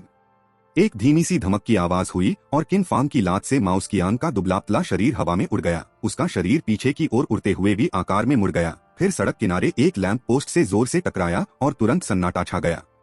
बॉस, धिक्कार है, आप खुद ही मुसीबत मोल ले रहे हैं। दोनों अधीनस्थ लड़ाई शुरू करने में कुछ हिचकिचा रहे थे, लेकिन किन फांग के एक ही बार से माउस कियांग को ढेर होते देख उनकी सारी हिचकिचाहट दूर हो गई और वे तुरंत मुक्के बरसाते हुए किन फांग पर टूट पड़े। किन फांग भी कमजोरी दिखाने वालों में से नहीं था और उसने तुरंत अपने मुक्कों से उन पर हमला कर दिया। गुंडों के संयुक्त हमले से जरा भी भयभीत नहीं हुआ। Bang bang bang. किन फांग और दोनों गुंडों ने अपने कछुआ मुक्के लहराते हुए एक दूसरे पर वार किए, एक वार मेरी तरफ से, 2 तुम्हारी तरफ से। लड़की शियाओजू किनारे खड़ी होकर चिंता से देख रही थी, कुछ कर नहीं पा रही थी। लड़ाई झगड़ा उन दोनों गैंगस्टरों के लिए रोजमर्रा की दिनचर्या का हिस्सा था, लेकिन किन फांग जैसे व्यक्ति के लिए जिसने अभी अभी हाई स्कूल से स्नातक किया था, यह बेहद दुर्लभ था। किन फांग के शरीर पर लगातार मुक्के और लात पड़ रहे थे। कोई आम आदमी तो बहुत पहले ही ढेर हो गया होता, लेकिन किन फांग को कोई चोट नहीं आई। वह गुंडों के मुक्कों और लातों का डटकर सामना कर रहा था और हर मौके का फायदा उठाकर पलटवार कर रहा था। एक सख्त तह वाली कुर्सी से मार खाने पर सिर्फ 4 लाइफ पॉइंट्स का नुकसान होता था, लेकिन इन गुंडों और लातों का वार उस कुर्सी से कहीं ज्यादा खतरनाक था। किन फांग ने काफी देर तक मार सहन की और अंत में उसका केवल एक जीवन बिंदु ही कम हुआ और किन फांग के जवाबी हमलों की ताकत जबरदस्त थी। लगभग हर वार से दोनों गुंडे दर्द से कराह उठते थे। जैसे जैसे समय बीतता गया, दोनों गुंडे भी थकने लगे। उनका प्रतिद्वंदी किन फांग भी अधिकाधिक थका हुआ प्रतीत हो रहा था और वे जीत के कगार पर थे। लेकिन तभी किन फांग ने अचानक अपने शरीर का इस्तेमाल करते हुए एक गुंडे को धक्का दिया, जिससे वह घेरे से बाहर निकल गया और जल्दी से अपनी जेब से एक बाऊजी, एक प्रकार की मिठाई निकालकर उसे खाने लगा। दोनों गुंडे दंग रह गए। लड़ाई के बीच में बाऊजी कौन खाता है? लेकिन उस आश्चर्य के क्षण में किन फांग 3 बाऊजी खा चुका था और उसके चेहरे से थकावट का भाव तुरंत गायब हो गया। किन फांग नई ऊर्जा के साथ लड़ाई में वापस कूद पड़ा। उसके मुक्कों में अब कहीं अधिक ताकत थी। हे हाथ में बाऊजी लिए, लड़ाई में मेरा मुकाबला कौन कर सकता है? अध्याय 22 से 21। अगर आप उन्हें जगा नहीं सकते तो थप्पड़ मारो। एक नई किताब अपलोड की है। सुझाव, टिकट और पसंदीदा किताबों की तलाश है। इन बाऊजी की मदद से किन फांग के जीवन बिंदु हमेशा सुरक्षित सीमा के भीतर रहते थे और प्रत्येक बाऊजी के साथ +7% शक्ति गुण भी मिलता था। लड़ाई में किन फांग द्वारा खर्च की गई ऊर्जा जल्दी से पुनः पूर्ति हो जाती थी। एक के मजबूत और दूसरे के कमजोर होते जाने से हमलावर होने के बावजूद दोनों बदमाशों को काफी मुश्किलों का सामना करना पड़ा। लंबे समय तक लड़ने के बाद वे बुरी तरह थक चुके थे। वहीं बाओजी खा लेने के कारण किन फांग अभी भी अजगर की तरह फुर्तीला था। बंद करो, बंद करो। अंततः दोनों गुंडे बुरी तरह थक चुके थे और मुश्किल से सांस ले पा रहे थे। किन फांग को अभी भी पूरी ताकत में देखकर वे समझ गए कि वे उसका मुकाबला नहीं कर सकते। किन फांग की मार झेलते हुए वे भागने की कोशिश कर रहे थे और लगातार उससे रुकने की गुहार लगा रहे थे। रुकना, किन फांग ने व्यंग्य करते हुए कहा, यह सब पहले कहा था। अब तुम्हें रोना बंद करना आ गया है, लेकिन क्या तुम्हें अभी मुझे पीटने में मजा नहीं आ रहा था? बोलते समय भी किन फांग के हाथों और पैरों की ताकत में कोई कमी नहीं आई, क्योंकि वह लगातार उन दोनों बदमाशों पर मुक्के बरसा रहा था जो अब बुरी तरह से कराह रहे थे। Bang bang bang. युद्ध का रुख पूरी तरह पलट गया था। पहले वे दोनों मिलकर किन फांग की पिटाई कर रहे थे, लेकिन अब किन फांग उनका पीछा कर रहा था और उनकी पिटाई कर रहा था। सामान्य परिस्थितियों में भले ही ये गुंडे जीत न पाते, कम से कम भाग तो सकते थे, जो उनकी एक खासियत थी। लेकिन समस्या यह थी कि उन्होंने अभी अभी किन फांग को हराने पर ध्यान केंद्रित किया था और अपनी लगभग सारी ऊर्जा खर्च कर दी थी। अब अगर वे भागना भी चाहते तो उनमें ऐसा करने की ताकत नहीं थी। उनके पास भागने की सबसे आदिम रणनीति के अलावा कोई चारा नहीं था। वे अलग अलग होकर भागने की कोशिश कर रहे थे ताकि बच निकल सकें। लेकिन किन फांग के लिए कहानी अलग थी। उसके पास भरपूर ऊर्जा थी। गुंडों का इरादा बुरा नहीं था, बस उनमें ताकत की कमी थी। किन फांग ने उनमें से एक को पकड़ लिया, उसकी जमकर पिटाई की और फिर जैसे भेड़ों को हाँकते हैं, उसे तुरंत वापस भगा दिया। उसने किनारे खड़ी पूरी तरह से अचंभित श्याओजू के लिए एक छड़ी ढूंढी और उसे उस बदमाश पर नजर रखने को कहा, जिसकी अब बिल्कुल भी ताकत नहीं बची थी। उसने यह भी स्पष्ट कर दिया कि अगर बदमाश कोई संदिग्ध हरकत करे तो उसे जोर से मारना चाहिए। पहले तो उस बदमाश ने शियाओजू का फायदा उठाने की कोशिश की, यह सोचकर कि वह एक कमजोर लड़की है जो सच में हमला करने की हिम्मत नहीं करेगी। लेकिन उसे हैरानी हुई कि शियाओजू शायद पिछली बार के भयानक अनुभव से डरी हुई थी। उसने बेरहमी से उसका सामना किया। बदमाश के हमला करते ही उसे सिर पर जोरदार चोट लगी, जिससे वह रोने और चिल्लाने लगा। आखिरकार उसने खुद को संभाला। इसी बीच किन फांग ने भी स्वाभाविक रूप से वही किया और दूसरे गुंडे का पीछा किया। उसने सोचा था कि वह भागकर आजाद हो जाएगा, लेकिन किन फांग के हाथों पकड़े जाने से पहले वह ज्यादा दूर नहीं जा सका। जाहिर है उसे एक और बेरहमी से पिटाई से नहीं बचाया जा सका और उसे भी वापस ले जाया गया। जब किन फांग लौटा तो उसने देखा कि शियाओजू उस गुंडे को बेरहमी से पीट रही थी। उसे ठीक से पता नहीं था कि मारते समय शियाओजू ने अपनी आंखें बंद की थीं या नहीं, लेकिन पिटाई से वह गुंडा लगभग दम तोड़ चुका था। ठीक है, बस करो, रुक जाओ, किसी की जान जा सकती है। किन फांग ने तुरंत बीच में आकर शियाओजू को रोका। अगर पिटाई जारी रहती तो उसकी जान भी जा सकती थी, जिसका मतलब उन दोनों के लिए गंभीर मुसीबत होती। जीवन।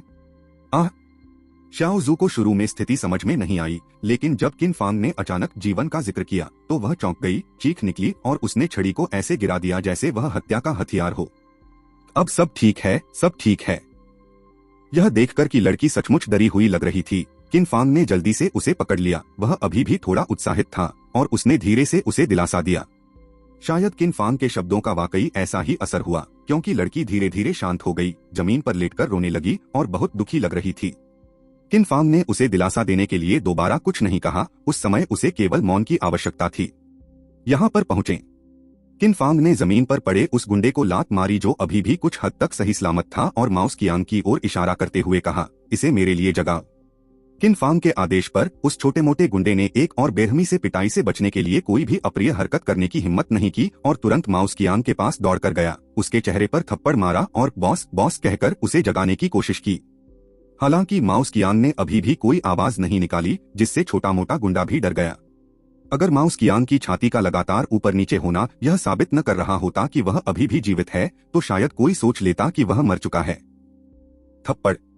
किन फांग को वह छड़ी मिल गई जिसका इस्तेमाल उसने पहले शियाओजू पर किया था, और यह देखकर कि वह गुंडा माउस कियांग को जगा नहीं पा रहा है, उसने तुरंत उस पर छड़ी से वार किया और साथ ही गुस्से से कहा, क्या तुमने कुछ खाया नहीं है?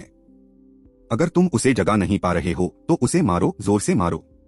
तुम्हारे पास 2 मिनट हैं। अगर तुम उसे जगा नहीं पाए तो मैं तुम्हें पीट दूंगा। किन फांग के तरीके वाकई क्रूर थे और वह इन छोटे गुंडों से बेहद नाराज था। उन्होंने न केवल उसके स्टॉल पर गड़बड़ी की, बल्कि तांग फीफी को परेशान करने की भी हिम्मत की। आखिरकार उन्हें भगाने के बाद वे चेन पांगजी से फिरौती वसूलने के लिए वापस आ गए। बेशक किन फांग इस फिरौती को देखकर काफी खुश था, लेकिन उसने यह उम्मीद नहीं की थी कि ये लोग इतने निर्दयी होंगे कि उसके सामने ही इस युवती पर हमला करने की कोशिश करेंगे। यह देखकर किन फांग खुद को रोक नहीं पाया। आराम करो, आराम करो। बॉस, बॉस, जाग जाइए प्लीज। आराम करो, आराम करो। बॉस, बॉस, जाग जाइए प्लीज। तो इससे पहले कि किन फांग की आंखों के सामने ऐसा दृश्य आता, उस छोटे गुंडे ने माउस कियांग के गाल पर थोड़ा और जोर से मारना शुरू कर दिया। लेकिन माउस कियांग ने कोई प्रतिक्रिया नहीं दिखाई, वह वहीं लेटी रही। किन फांग जाहिर है परिणाम से संतुष्ट नहीं था। एक नजर में ही उस छोटे गुंडे को लगा मानो उसकी आत्मा उड़ गई हो और उसके वारों की ताकत अचानक बढ़ गई और वह लगातार चिल्लाते हुए उसे बेरहमी से पीटने लगा। माउस कियांग का दुबला पतला चेहरा देखते ही देखते एक सूजे हुए सुअर के सिर जैसा हो गया। उसके दोनों गाल फूल गए, न केवल चमकीले लाल हो गए बल्कि उनसे खून भी रिसने लगा। यह कहना जरूरी है कि किन फांग की विधि लोगों को बेहोशी से जगाने में काफी प्रभावी थी। बार बार पिटाई के दौरान शायद चेहरे पर तेज दर्द के कारण माउस कियांग वास्तव में जाग गया। हालांकि आंखें खोलते ही उसने देखा कि एक जोरदार थप्पड़ उसकी ओर आ रहा है। सहज ही उसने बचने की कोशिश की, लेकिन उसके गाल इतने सूजे हुए थे कि सिर को जरा सा भी घुमाने पर सूजी हुई त्वचा पास ही जमीन पर पड़े छोटे पत्थरों से टकरा गई, जिससे माउस कियांग को असहनीय दर्द हुआ।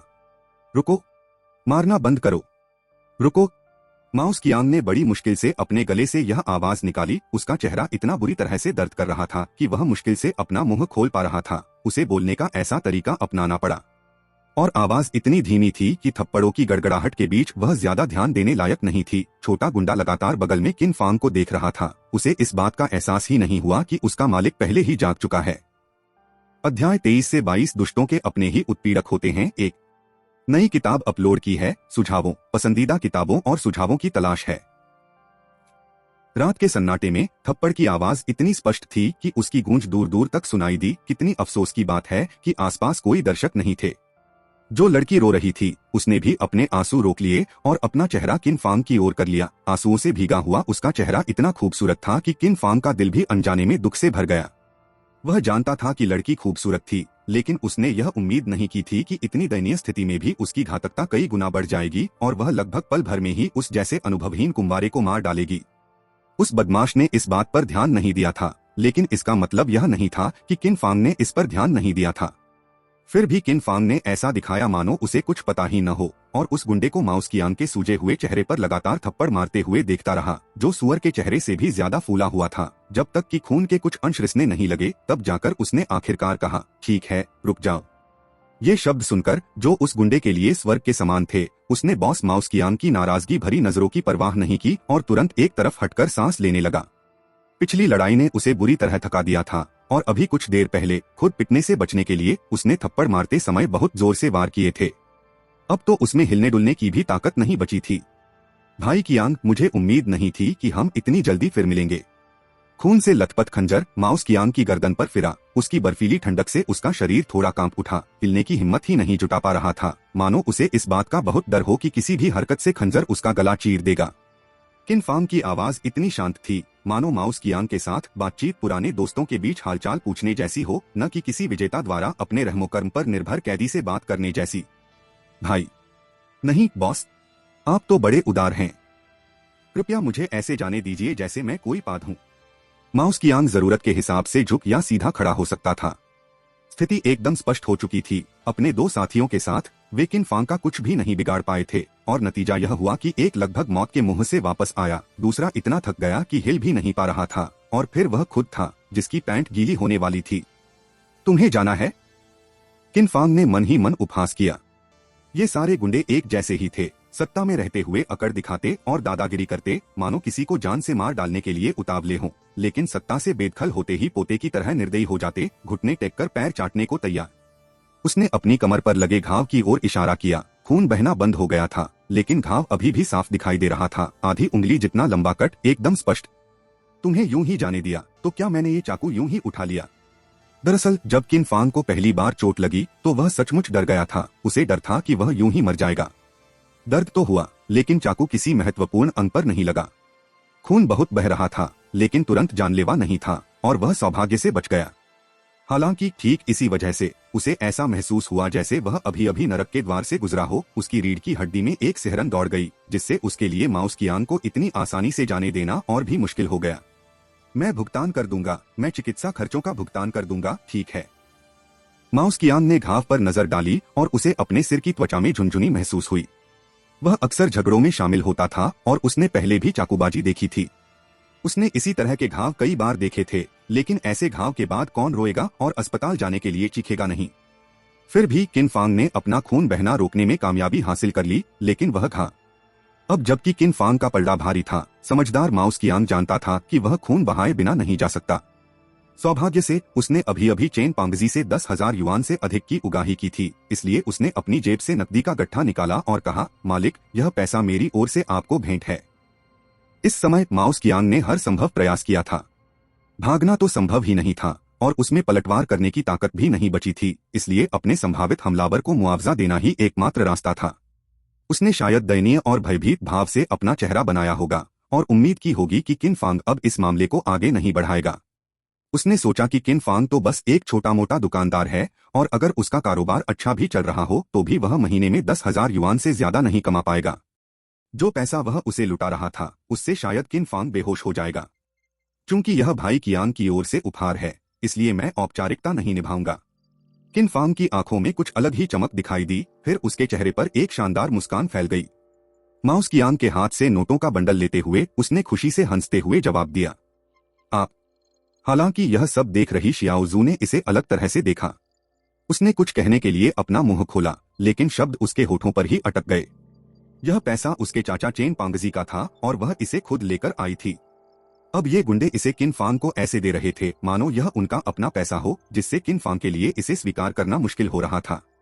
लेकिन जब उसने चेन पांगजी की निर्दयता के बारे में सोचा और कैसे किन फांग ने उसे बचाया, उसकी मासूमियत को बरकरार रखा और यहाँ तक कि उसके लिए खुद पर वार भी सहा, तो शियाओजू के दिल ने तुरंत बोलने की इच्छा को दबा दिया। यहाँ तक कि उसे यह भी महसूस हुआ कि किन फांग वास्तव में पैसे का हकदार था। इसे लो और जल्दी वापस जाओ। इससे पहले कि वह अपने विचारों को पूरी तरह से समझ पाती, किन फांग ने नकदी का बंडल शियाओजू की ओर फेंक दिया और उसे सीधे सीधे जाने के लिए कह दिया, मेरे लिए। किन फांग के अचानक इस कदम से शियाओजू अचंभित और भ्रमित रह गई, लेकिन किन फांग का उससे बात करने में समय बर्बाद करने का कोई इरादा नहीं था। वह पहले ही माउस कियांग की ओर मुड़कर बोला, मैंने तुम्हारा उपहार स्वीकार कर लिया है। अब समय आ गया है कि हम चिकित्सा खर्चों के लिए तुम्हारे द्वारा मुझे दिए जाने वाले कुल धन के बारे में बात करें। माउस कियांग अपने चतुर निर्णय पर जितना गर्व कर रहा था, उसे यह उम्मीद नहीं थी कि उसकी जीत का आनंद लेने से पहले ही किन फांग इतना आक्रामक हो जाएगा। अगर वह सचमुच खून की उल्टी कर सकता तो वह निश्चित रूप से किन फांग के चेहरे पर खून छिड़क देता। बॉस, किसी के साथ ऐसा व्यवहार करना ठीक नहीं है। माउस कियांग का दुबला तला चेहरा और भी सिकुड़ गया, जो और भी धूर्त और दयनीय लग रहा था, जबकि उसने अपनी आंखों में दयनीय भाव लिए किन फांग से विनती की, किसी के साथ खेलना? मैं तो कभी लोगों के साथ नहीं खेलता। तुमने खुद ही कहा था कि वो पैसा मेरे लिए एक तोहफा था। मैंने तुम्हारी इज्जत बचाने के लिए उसे स्वीकार कर लिया, लेकिन मैं ये सब बेवजह तो नहीं सह सकता, है ना? इलाज का खर्चा तो जरूरी है। अगर तुमने पैसे नहीं दिए तो मुझे भी तुम्हें उसी तरह सबक सिखाने में कोई दिक्कत नहीं है, फिर हिसाब बराबर हो जाएगा। किन फांग के चेहरे पर अविश्वसनीय रूप से कोमल मुस्कान थी जब वह धीरे धीरे बोल रहा था और शरारती अंदाज में खून से सने खंजर को माउस कियांग की टी शर्ट पर घुमा रहा था। उसे उसकी कमर के चारों ओर सरका रहा था और कभी कभी उसकी तुलना अपने घाव से करते हुए खुद से बुदबुदा रहा था, लगता है यह यहीं कहीं है। नहीं नहीं, मैं भुगतान कर दूंगा, ठीक है। खंजर अभी भी बर्फीला ठंडा था, ताजा खून अभी सूखा नहीं था जो माउस कियांग की कमर पर लगा हुआ था। खून के उस स्पष्ट निशान ने माउस कियांग को एक गहरा दृश्य आघात पहुंचाया, जिससे उसकी बची खुची हिचकिचाहट भी दूर हो गई और वह बार बार सहमति जताते हुए भी बचने की कोशिश करता रहा। दुष्टों की अपनी ही चाल होती है।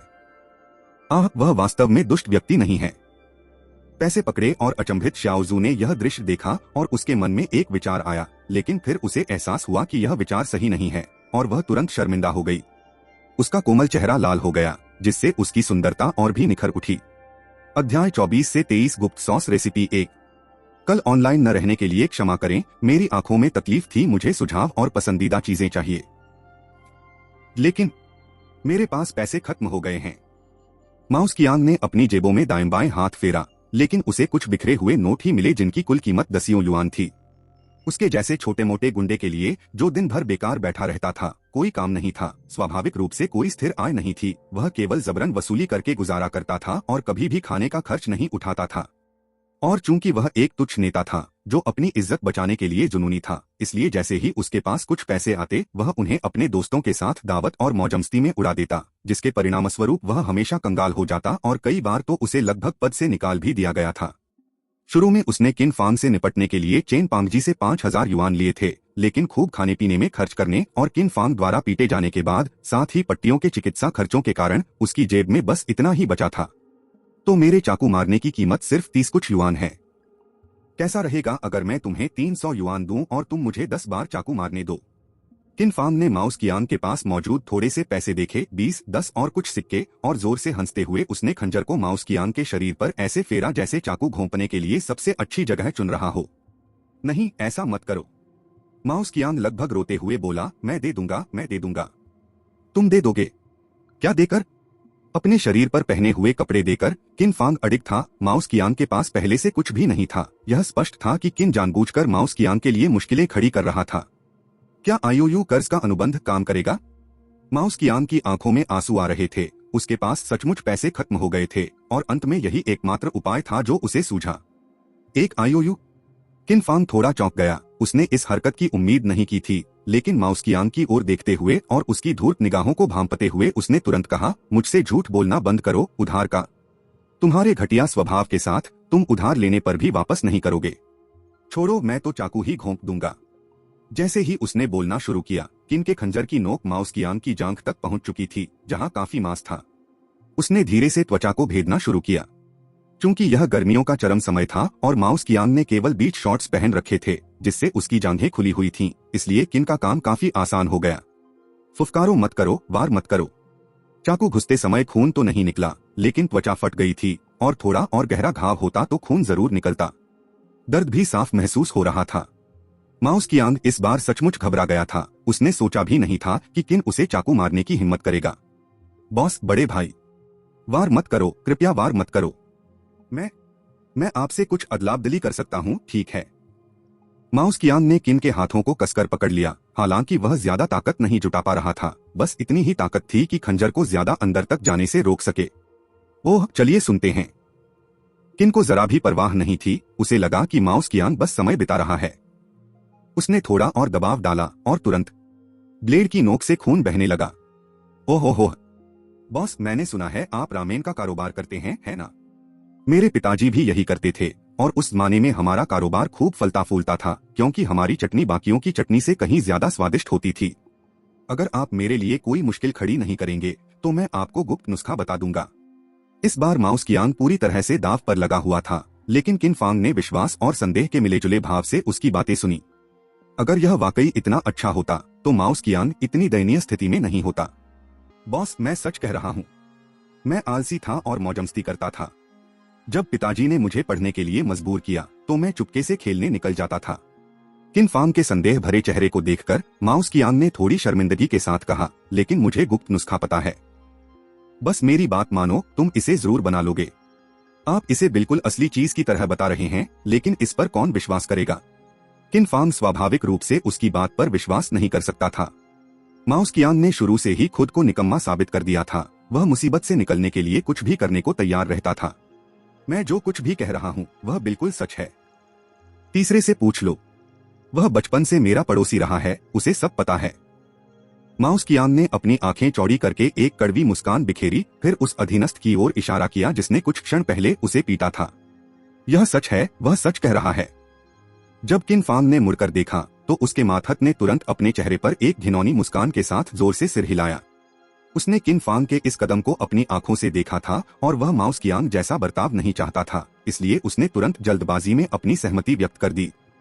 क्या ऐसा है? चलो हमें बताओ।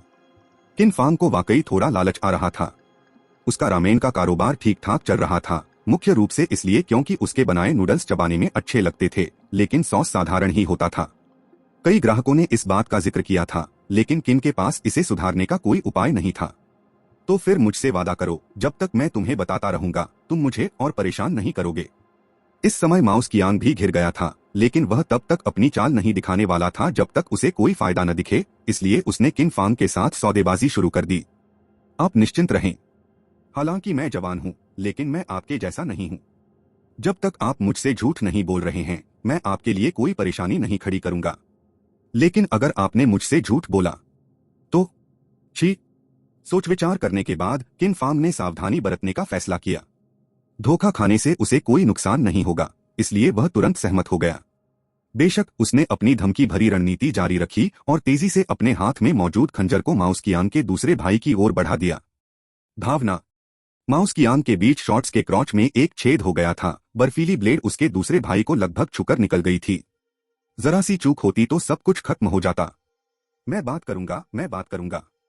चाकू नीचे गिरते ही माउस कियांग का बचाखुचा साहस पूरी तरह चकनाचूर हो गया। उसका चेहरा दहशत से भर गया। हालांकि उसे चाकू लगने का डर था और शायद उसे कुछ समय के लिए ही अस्पताल में भर्ती होना पड़े, लेकिन अगर उसके दूसरे भाई को चाकू लग जाता। माउस कियांग ने आगे सोचने की हिम्मत नहीं की और जल्दी से सब कुछ उगलना शुरू कर दिया। जारी रखें। किन फांग ने सिर हिलाया, फिर उसने चाकू को एक तरफ रख दिया और अपना कान माउस कियांग के करीब ले गया, जिसने कांपते हुए एक चटनी की रेसिपी सुनाई, जिसकी प्रामाणिकता अज्ञात थी। आपको रेसिपी का रहस्य पता चल गया है।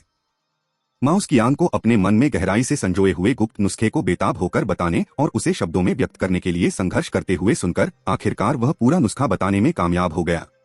जैसे ही माउस कियांग ने नुस्खा सुनाना समाप्त किया, किन फांग के मन में एक आवाज गूंजी। यह स्पष्ट था कि गुप्त चटनी का नुस्खा सही और काफी हद तक संपूर्ण था, लेकिन यह वास्तव में कितना कारगर था, यह किन फांग को नुस्खा के अनुसार चटनी बनाने के बाद ही पता चलेगा। अध्याय 25 से 24 में तुम्हारे साथ चलूंगा। एक नई किताब प्रकाशित हुई है। अनुशंसाओं, टिकटों और पसंदीदा किताबों के लिए अनुरोध है।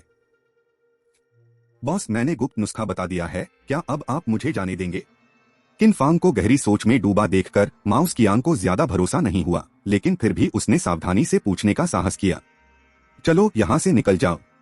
किन फांग अब माउस कियांग और उसके लोगों को परेशान करने के मूड में नहीं था और उसने तुरंत उन्हें जाने का इशारा किया। धन्यवाद। इस समय माउस कियांग को अपनी पीठ पर ठंडक महसूस हो रही थी और वह किन फांग के शब्दों का बेसब्री से इंतजार कर रहा था। मानो उसे क्षमादान मिल गया हो। उसने उठने की कोशिश की, लेकिन हिलने डुलने से उसके चेहरे पर तेज दर्द हुआ, जिससे उसे किन फांग के सामने अपनी पीड़ा न दिखाने के लिए मुस्कुराकर सहना पड़ा। एक और अधीनस्थ कर्मचारी सावधानी पूर्वक माउस कियांग को उठाने में मदद करने के लिए आया और साथ मिलकर उन्होंने अपने भाई को, जिसे बुरी तरह पीटा गया था और जो मौत के कगार पर था, सावधानी पूर्वक उठाकर दूर ले गए। तुम अभी तक घर क्यों नहीं गए? जब धूल छंट गई तो किन फांग ने घर लौटने के लिए ताली बजाई, लेकिन उसने देखा कि लड़की शियाओजू अभी भी गली के प्रवेश द्वार पर खड़ी उसे देख रही थी, इसलिए वह खुद को रोक नहीं पाया और उससे पूछ लिया, मैं वापस नहीं जाना चाहता। लड़की ने कड़वे भाव से अपना सिर हिला दिया। चेन पांगजी भले ही उसका चाचा हो, लेकिन उसने उसे लगभग आग के गड्ढे में धकेल दिया और फिर खुद भाग गया। चेन पांगजी के भाग जाने के बाद लगभग 1 घंटा बीत चुका था और उसकी मदद के लिए कोई नहीं आया, जिससे वह बहुत आहत हुई। काफी देर हो गई है, तो चलिए मैं आपको रात बिताने के लिए किसी होटल में छोड़ देता हूँ, किन फांग ने आह भरी। उसने पूरी प्रक्रिया देखी थी और लड़की की भावनाओं को अच्छी तरह समझता था, लेकिन एक बाहरी व्यक्ति होने के नाते उसे लगा कि इस बारे में ज्यादा कुछ कहना उसका काम नहीं है। नहीं, मैं नहीं जाऊंगा। लेकिन लड़की अपनी बात पर अड़ी रही और उसने सिर हिलाते हुए कहा, क्या मैं आपके घर रुक सकती हूँ? मैं आपके साथ घर चलूंगी। किन फांग स्तब्ध रह गया। अपनी ही उम्र की उस लड़की को घूरता रहा। उसे यह स्वीकार करना मुश्किल लग रहा था कि उसने अभी अभी क्या कहा था। यह हमारी आपस में अच्छी जान पहचान नहीं है और यह सुविधाजनक भी नहीं है। निश्चित रूप से किन फांग के मन में थोड़ी हलचल मच गई। आखिर वह 18 साल का लड़का था, जवानी के पूरे जोश में कुछ ख्वाबों में डूबा हुआ, और यह लड़की बहुत खूबसूरत थी। सज धज कर वह यकीनन तांग फीफी से कम आकर्षक नहीं होती। हालांकि सब कुछ इतनी अचानक हुआ था और लड़की का प्रस्ताव बहुत सीधा था, जिससे वह थोड़ा अभिभूत महसूस कर रहा था।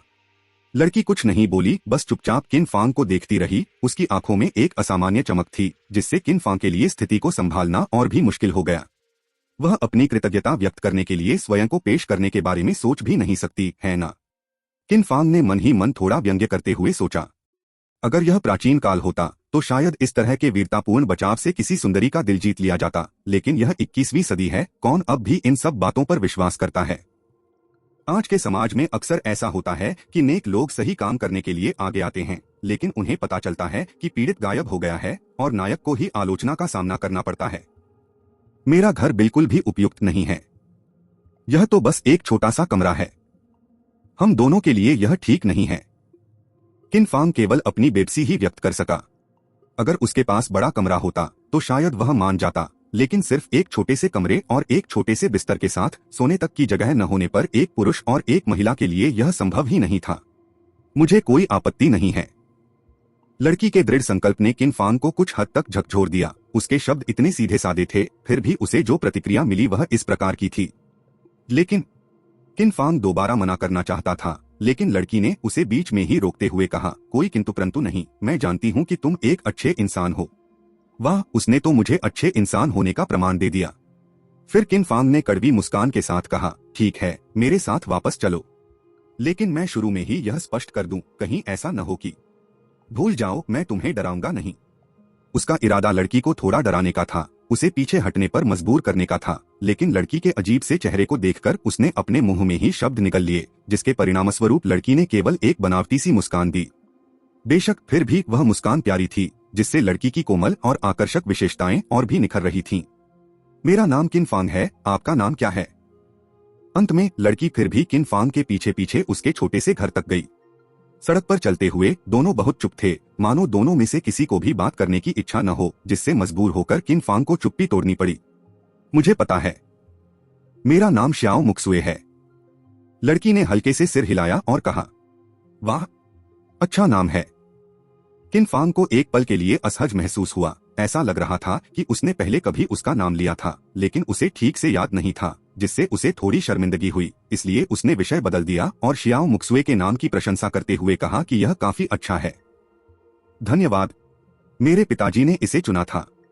लड़की देखने में बहुत शर्मीली लग रही थी, लेकिन जब उसने इस बात का जिक्र किया तो उसका मूड अचानक बदल गया, जिससे किन फांग को यह समझने में और भी ज्यादा हैरानी हुई कि आखिर हुआ क्या था। हालांकि उसे हल्का सा एहसास हुआ कि लड़की अपने परिवार के बारे में बात करना पसंद नहीं करती, और यह सोचकर कि शायद चेन पांगजी द्वारा पहुंचाई गई चोट कुछ ज्यादा ही थी, उसने उस विषय पर बात जारी नहीं रखी। भविष्य के लिए तुम्हारी क्या योजनाएं हैं? वह निश्चित रूप से रात भर उसके साथ रह सकती थी, लेकिन जाहिर है यह कोई समाधान नहीं था। मुझे नहीं पता। श्याओ मुक्सुए ने नीचे देखा और किन फांग उसके चेहरे के भावों को नहीं देख सका, लेकिन उसने कल्पना की कि वह बहुत भ्रमित थी, क्योंकि स्वाभाविक रूप से अपने रिश्तेदार के घर वापस न लौट पाने से कोई भी काफी खोया हुआ महसूस करेगा। मैंने सुना है कि आपने रामेन का स्टॉल लगाया है। जियाओ मुक्सुए कुछ देर चुप रही, फिर थोड़ी जिज्ञासा के साथ पूछा, हाँ, घर पर हालात ठीक नहीं हैं, और चूंकि मुझे रामेन बनाना आता है, इसलिए मैंने किसी के साथ मिलकर एक स्टॉल लगाया है, ताकि मैं अपनी पढ़ाई और रहने सहने के खर्चों के लिए कुछ पैसे कमा सकूं। किन फांग ने कुछ भी नहीं छिपाया। श्याओ मुक्सुए ने उसके और माउस कियांग के बीच हुए सौदे को देख लिया था, और इसे नकारना बहुत बनावटी लगता। तो क्या मैं आपके लिए काम कर सकता हूँ? श्याओ मुक्सुए ने सावधानी से पूछा। मैं कुछ भी कर सकती हूँ। मुझे वेतन की जरूरत नहीं है, बस मुझे दिन में 3 बार भोजन और रहने की जगह दे दीजिए। मैं वापस नहीं जाना चाहती। श्याओ मुक्सुए का अनुरोध सुनकर किन फांग का चेहरा विशेष रूप से अजीब लग रहा था। सच कहूँ तो जियाओ मुक्सुए की मांग कोई जबरदस्ती वाली नहीं थी। उनके स्टॉल पर कारोबार अच्छा चल रहा था। वे और तांग फेफेई उसे चलाने में व्यस्त थे, और कभी कभी सिस्टर पैन खाना खाने आती और मदद करती। उनके पास कर्मचारियों की काफी कमी थी। किन फांग ने किसी सहायक को काम पर रखने के बारे में सोचा था, लेकिन वह इस बात को लेकर पूरी तरह आश्वस्त था कि उसका स्टॉल लंबे समय तक खुला नहीं रह सकता, और एक बार स्कूल शुरू हो जाने के बाद उसके पास शायद ही कोई समय होगा। इसके अलावा किसी और व्यक्ति को काम पर रखने का मतलब एक और वेतन देना होगा, जो वह वास्तव में वहन नहीं कर सकता था। श्याओ मुक्सुए का अनुरोध सचमुच बर्फ के बीच भेजी गई मदद जैसा लगा, लेकिन किन फांग को यह मामला पेचीदा लगा, जिससे वह दुविधा में पड़ गया। अध्याय 26 से 25 घर लाना। एक नई किताब अपलोड की है। सुझाव और पसंदीदा किताबों की तलाश है।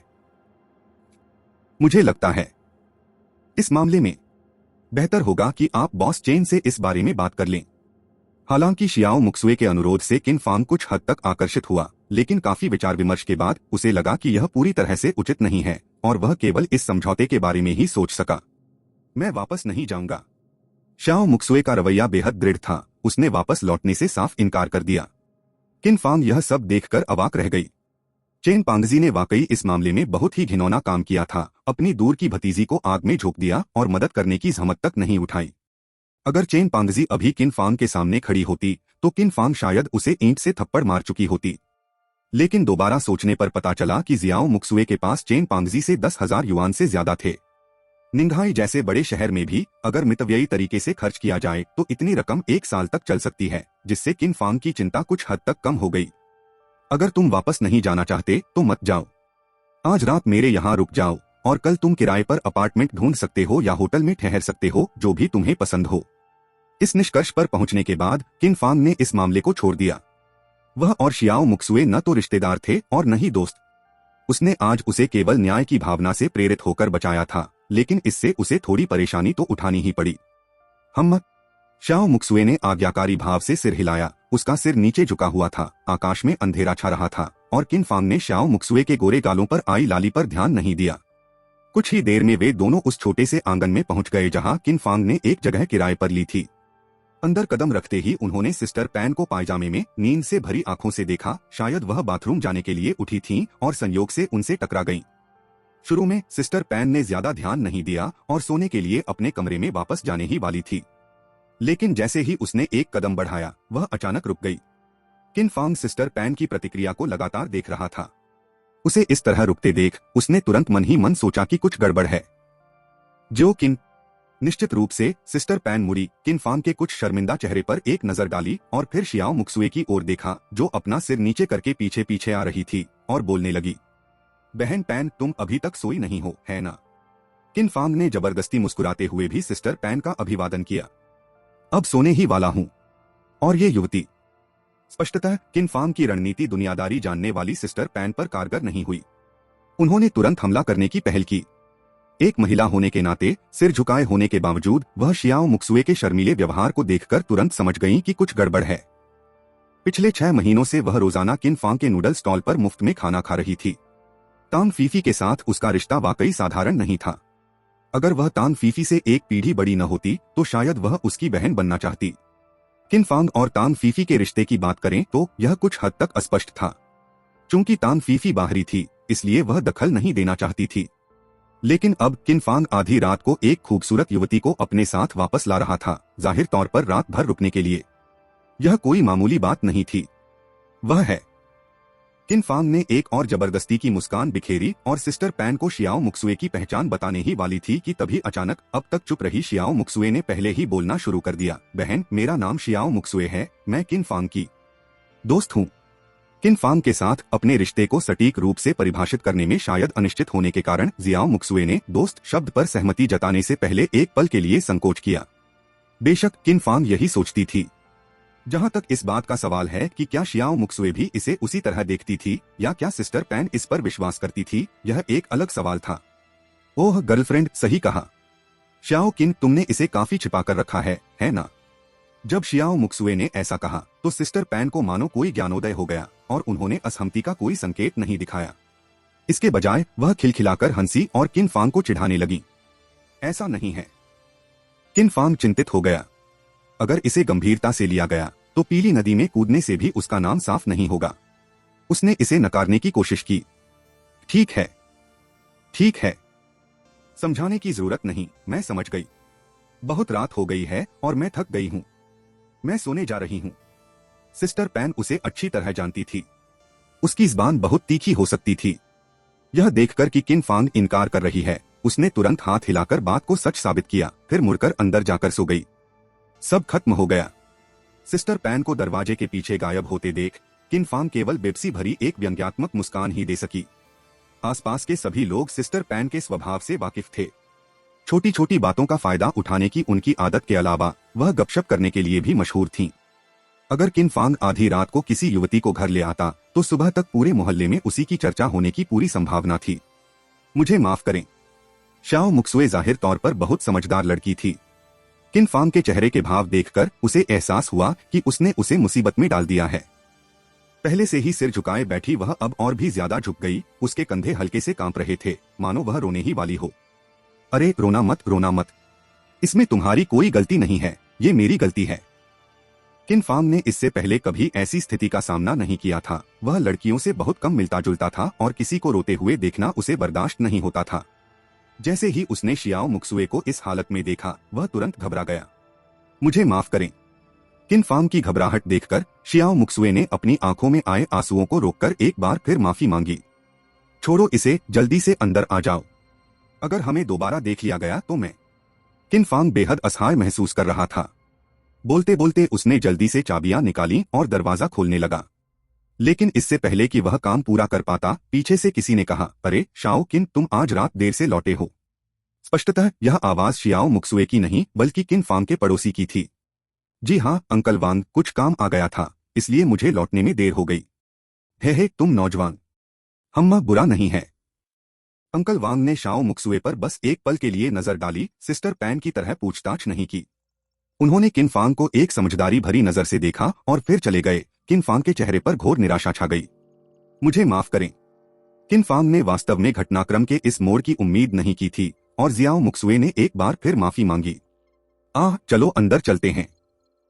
किन फांग ने आह भरते हुए अपने छोटे से घर का दरवाजा खोला और शियाओ मुक्सुए को अंदर ले गया। अब जो भी अफवाहें फैलेंगी उन पर उसका कोई नियंत्रण नहीं था। किन फांग का छोटा कमरा सचमुच बहुत ही छोटा था। बिस्तर के अलावा कोने में बस एक छोटी सी मेज थी और खड़े होने के लिए भी मुश्किल से ही जगह बची थी। जगह थोड़ी छोटी है, उम्मीद है आपको बुरा नहीं लगेगा। आप बिस्तर पर सो जाइए और मैं फर्श पर ही काम चला लूंगा। फिर भी किन फांग काफी खुले विचारों वाला था। चूंकि वह उसे घर ले आया था, इसलिए वह लड़की के साथ बुरा बर्ताव नहीं कर सकता था। उसने जमीन पर बिछाने के लिए एक चटाई निकाली, अपना कंबल हटाया और बिस्तर पर बिछाने के लिए एक साफ चादर ढूंढी।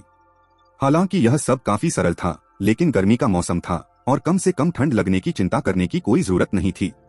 किन फांग को यही सबसे अच्छा उपाय सूझा। आखिर वे दोनों एक ही बिस्तर पर साथ तो सो नहीं सकते थे, है ना। अध्याय 27-26 एक नई किताब रिलीज हुई है, सुझाव और पसंदीदा किताबों की तलाश है।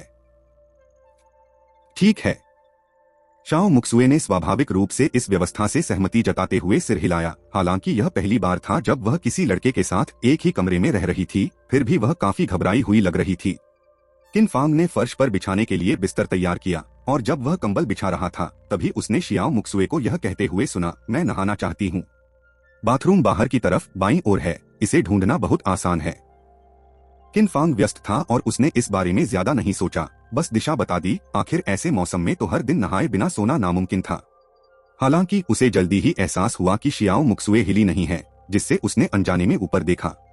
उस समय जियाओ मुक्सुए के गाल लाल हो गए थे, जिससे वह बेहद शर्मीली और संकोची लग रही थी। यहाँ तक कि किन फांग भी कुछ पल के लिए विचलित हो गया। सौभाग्य से किन फांग ने तुरंत ही होश में आकर थोड़ी शर्मिंदगी के साथ पूछा, क्या हुआ।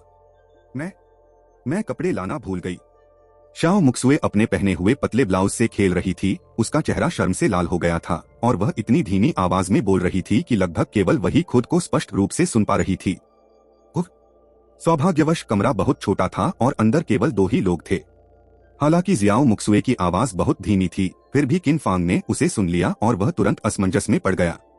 शाओ मुक्सुए पहले की तरह ही कपड़े पहने हुए थी, ऊपर फूलों वाला ब्लाउज, नीचे पतली पतलून और पैरों में बहुत ही साधारण चप्पलें। उसके कपड़े थोड़े गंदे थे और संघर्ष के कारण उसकी पतलून का रंग फीका पड़ गया था, उसे धोने की जरूरत थी। हालांकि जियाओ मुक्सुए की यह यात्रा मजबूरी में की गई थी। उसने इसकी कल्पना नहीं की थी और जाहिर है वह अपने साथ कपड़ों का एक अतिरिक्त सेट भी नहीं लाई थी। यह किन फांग अब एक मुश्किल स्थिति में था। एक पुरुष होने के नाते वह शियाओ मुक्सुए के लिए महिलाओं के कपड़े कहां से लाएगा। शायद सिस्टर पैन से पूछें। किन फांग के मन में यह विचार आया, लेकिन उसने इसे तुरंत खारिज कर दिया। सिस्टर पैन काफी मोटी थीं और दुबली तली शियाओ मुक्सुए पर उनके कपड़े मातृत्व वस्त्रों से भी कहीं अधिक भद्दे लगते।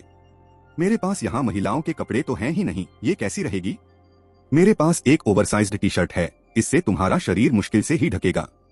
बात करते करते किन फांग ने अपनी साधारण अलमारी में से एक सफेद टी शर्ट निकाली। यह उसके हाई स्कूल के एक कार्यक्रम की थी, लेकिन बहुत बड़ी थी और उसने इसे कभी पहना नहीं था। अब यह काम आ सकती थी। ठीक है, धन्यवाद।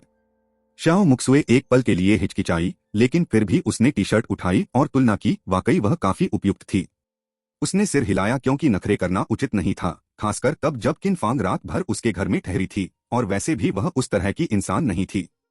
चेहरे पर शर्मिंदगी लिए और किन फांग की निगरानी में शियाओ मुक्सुए बाथरूम में दाखिल हुई और गर्म पानी से आराम से नहाने लगी, जबकि किन फांग अपने बिस्तर और निजी स्वच्छता को ठीक करने में लगा रहा।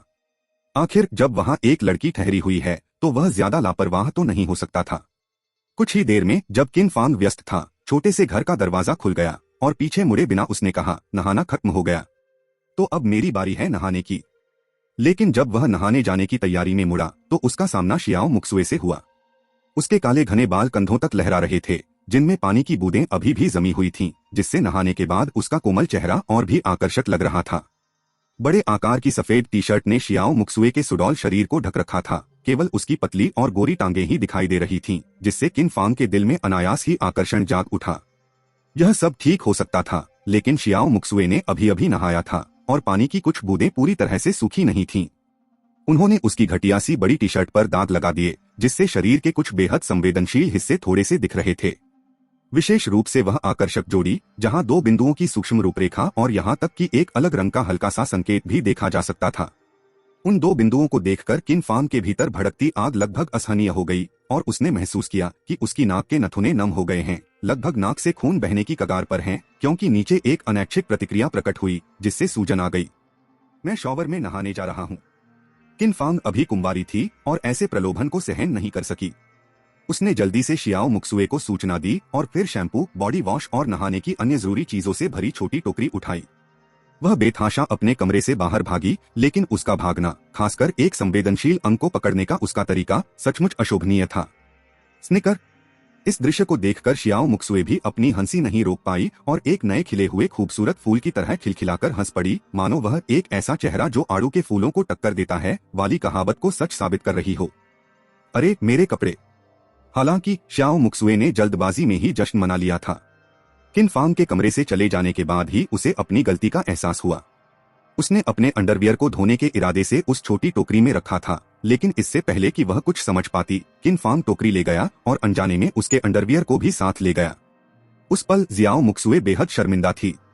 एक महिला के अंतरंग वस्त्र सबसे निजी वस्तु होते हैं, जिन्हें केवल पति या प्रेमी ही देख सकते हैं, और वो भी कुछ और लोग। क्या मुझे जाकर उन्हें वापस लाना चाहिए? शियाओ मुक्सुए के मन में यह विचार आया, लेकिन अगर उसने सचमुच ऐसा किया तो उन दोनों के बीच की असहजता और बढ़ जाएगी और शायद उसे आज रात यहाँ रुककर एक पल भी नींद नहीं आएगी। उम्मीद है उसने उन्हें नहीं देखा होगा। हालांकि उसने उन्हें सीधे वापस पाने का फैसला नहीं किया, लेकिन जियाओ मुक्सुए खुद को ऐसी उम्मीद पालने से नहीं रोक सकी। उफ, आखिरकार मैं बच निकला। तुम मुझे यहाँ बहुत निराश कर रहे हो। किन फांग ने बाथरूम का दरवाजा जोर से बंद कर दिया, फिर उस पर जोर से झुक गई, हांफते हुए सांस ली और गुस्से से शरीर के एक खास हिस्से में उभरे हुए हिस्से की ओर इशारा किया। यह क्या है? किन फांग ने स्वाभाविक रूप से शैम्पू और बॉडी वॉश के नीचे दबी हुई वस्तु को देखा। ये सभी वस्तुएं उसकी थीं, लेकिन उसे याद नहीं आ रहा था कि वहां और कुछ था। जिज्ञासावश उसने हाथ बढ़ाकर उस सफेद वस्तु को उठाया और उसका चेहरा तुरंत लाल हो गया। बिना देखे तो उसे पता नहीं चलता, लेकिन देखते ही उसे एहसास हुआ कि यह शियाओ मुक्सुए की ब्रा है। नीचे पड़ी दूसरी सफेद वस्तु के बारे में किन फांग को अंदाजा लगाने की जरूरत नहीं थी और उसका चेहरा और भी लाल हो गया। ये शियाओ मुक्सुए, सच में उसके कपड़े। किन फांग शिकायत किए बिना नहीं रह सका, लेकिन जल्द ही उसे एहसास हुआ कि असल में उसी ने शियाओ मुक्सुए को उसका सामान लेने का मौका नहीं दिया था, क्योंकि टोकरी उसने खुद ले ली थी। इसी वजह से यह सारी गड़बड़ हुई। मुझे उम्मीद है कि वह गलत नहीं समझेगी। किन फांग ने उसकी बेबसी पर कड़वी मुस्कान दी। अगर इस मामले में उसे विकृत मानसिकता वाला व्यक्ति समझ लिया गया तो यह सब व्यर्थ होगा। अध्याय 28 से 27 अकेले पुरुष और महिलाएं 1। कृपया इसे रिकमेंड और फेवरेट करें। छोटी टोकरी में रखी छोटी पैंटी को देखकर किन फांग कल्पना कर सकता था कि शियाओ मुक्सुए इस समय नीचे नंगी ही होगी। किशोरावस्था से गुजर रहे एक युवक के रूप में किन फांग अपने मन में उठ रहे इस दुष्ट विचार को दबा नहीं सका। किन फांग के शरीर पर ठंडा पानी बरस रहा था, मानो वह इस ठंडक से उसके भीतर की वासना को बुझाना चाहता हो, हालांकि इसका असर नगण्य था। जब भी वह शियाओ मुक्सुए के सुडौल शरीर और उसकी छाती से उभरे 2 उभारों के बारे में सोचता, उसके हृदय में अनियंत्रित रूप से बुरे विचार उठने लगते, जिन्हें दूर करना असंभव था। उसके मन में ऐसा प्रतीत हो रहा था मानो 2 छोटे कद के लोग आपस में कुश्ती कर रहे हों, एक का नाम न्याय और दूसरे का नाम बुराई था। दुष्ट व्यक्ति लगातार किन फांग को शियाओ मुक्सुए के साथ संबंध बनाने के लिए उकसाता रहा, जबकि न्यायप्रिय व्यक्ति उसे लगातार याद दिलाता रहा कि दूसरों की कमजोरी का फायदा न उठाए। इस मानसिक कशमकश के कारण किन फांग के लिए कोई निर्णय लेना असंभव हो गया था। समय बीतने के साथ अंततः इच्छा पर तर्क की विजय हुई। किन फांग जानता था कि भले ही उसके मन में यह विचार हो, उसमें इस पर अमल करने का साहस बिल्कुल नहीं था, अन्यथा क्या वह माउस की अंग और उसके जैसे लोगों से अलग नहीं होता। जब किन फांग आधे घंटे बाद छोटे कमरे में लौटा तो काफी समय बीत चुका था। अपने मन की उथल पुथल को शांत करने के लिए एक वयस्क होने के बावजूद उसने आधे घंटे तक स्नान किया। तब तक जियाओ मुक्सुए पतले कंबल में पूरी तरह लिपटी हुई थी, उसका आकर्षक शरीर पूरी तरह छिपा हुआ था। किन फांग को कुछ भी दिखाई नहीं दे रहा था और उसकी बड़ी टी शर्ट उनके पास कहीं नजर नहीं आ रही थी। जाहिर है जियाओ मुक्सुए ने उसे अभी भी पहने रखा था और वह किन फांग की ओर पीठ करके लेटी हुई थी, मानो सो रही हो उसके लौटने से बेखबर। शायद यही सबसे अच्छा है। किन फांग ने अपने मन को स्थिर किया और सावधानी पूर्वक अपना सामान रखा, फिर बत्ती बंद कर दी और तैयार बिस्तर पर लेट गया। बाहर रात का आकाश तारों से जगमगा रहा था और चमकीला चंद्रमा अपने चरम पर पहुंच चुका था। फिर भी इस कोण से यह छोटी खिड़की से कमरे में चमक रहा था, जिससे किन फांग को ऐसे चंद्रदृश्य की सराहना करने का मौका मिल रहा था। उसके बगल में पलंग पर एक जवान और खूबसूरत लड़की लेटी थी। किन फांग ने अपने 18 साल के जीवन में ऐसा अनुभव पहले कभी नहीं किया था। उसका मन काफी उलझन में था। खिड़की से बाहर रात के आकाश को देखते हुए अचानक हजारों दुख उस पर हावी हो गए। जाहिर है उसे नींद नहीं आ रही थी। आज की घटनाएं बहुत अचानक और विचित्र थीं। हालांकि किन फांग ने मानसिक रूप से खुद को तैयार कर लिया था, फिर भी एक साथ इतनी सारी घटनाओं को समझना उसके लिए थोड़ा मुश्किल था और वह सब कुछ थोड़ा थोड़ा करके ही समझ पाया। और शियाओ मुक्सुए के आने से किन फांग भी हैरान रह गया। उसने लड़कियों से बहुत कम ही बातचीत की थी। तांग फीफी के साथ उसका रिश्ता थोड़ा बेहतर था और अब उन्होंने साथ मिलकर एक रामेन स्टॉल शुरू किया था। लेकिन शांत और गंभीर शियाओ मुक्सुए और चंचल प्यारी तांग फीफी दोनों बिल्कुल अलग व्यक्तित्व वाली लड़कियां थीं। फिर भी दोनों ने किन फांग पर गहरा प्रभाव छोड़ा। यह रात तो नींद उड़ाने वाली ही थी, न सिर्फ किन फांग के लिए बल्कि शियाओ मुक्सुए के लिए भी, जिसने दीवार की ओर मुंह फेर लिया था। भला वह कैसे सो सकती थी? वह एक साधारण लड़की थी, अपने रिश्तेदारों के साथ रहती थी, फिर भी उसने कभी नहीं सोचा था कि आज रात सब कुछ बदल जाएगा। उसका चचेरा भाई, जो इस शहर में उसका एकमात्र सहारा था, जानता था कि 3 गुंडे उसके साथ दुर्व्यवहार करने वाले हैं, लेकिन वह बिना किसी झिझक के भाग गया और उसकी मदद के लिए कभी नहीं आया। उसी क्षण से जियाओ मुक्सुए ने उस दुख भरी जगह को छोड़ने का फैसला कर लिया। जहाँ तक उसकी चचेरी बहन की बात है, जिससे उसका पहले से कोई खास लगाव नहीं था, अब उसके मन में उससे कोई लगाव नहीं रह गया था। किन फांग से उसे अपने साथ वापस ले जाने के लिए कहना एक जोखिम भरा कदम था, लेकिन उसने फिर भी जोखिम उठाया। यह जानते हुए भी कि किन फांग उन तीनों बदमाशों का मुकाबला नहीं कर सकता, उसने फिर भी उसे बचाने के लिए आगे कदम बढ़ाया। यही बात उसके लिए किन फांग के चरित्र का प्रमाण थी। वह एक साधारण सी लड़की थी, जिसने कभी सपने देखे थे कि एक राजकुमार 5 रंगों के बादल पर सवार होकर उसकी मदद के लिए आएगा। हालांकि किन फांग तुलनात्मक रूप से कमतर साबित हुआ होगा, लेकिन जिस तरह से उसने ईंट पकड़ी और अपनी सुरक्षा की परवाह किए बिना उसकी मदद के लिए दौड़ा, उसने शियाओ मुक्सुए पर एक अमिट छाप छोड़ी, जिसे वह मानती थी कि वह अपने शेष जीवन में कभी नहीं भूलेगी। किन फांग, क्या तुम सो रहे हो? काफी देर बाद भी जियाओ मुक्सुए को नींद नहीं आई। उसने धीरे से करवट बदली और चांदनी में देखा कि किन फांग भी करवटें बदल रही है, तो वह खुद को रोक नहीं पाई और धीरे से उससे सवाल पूछ बैठी। अभी तक नहीं। किन फांग ने जवाब देने से पहले एक पल के लिए संकोच किया। मैं भी नहीं। क्या हम बात कर सकते हैं? जियाओ मुक्सुए ने झिझकते हुए पूछा।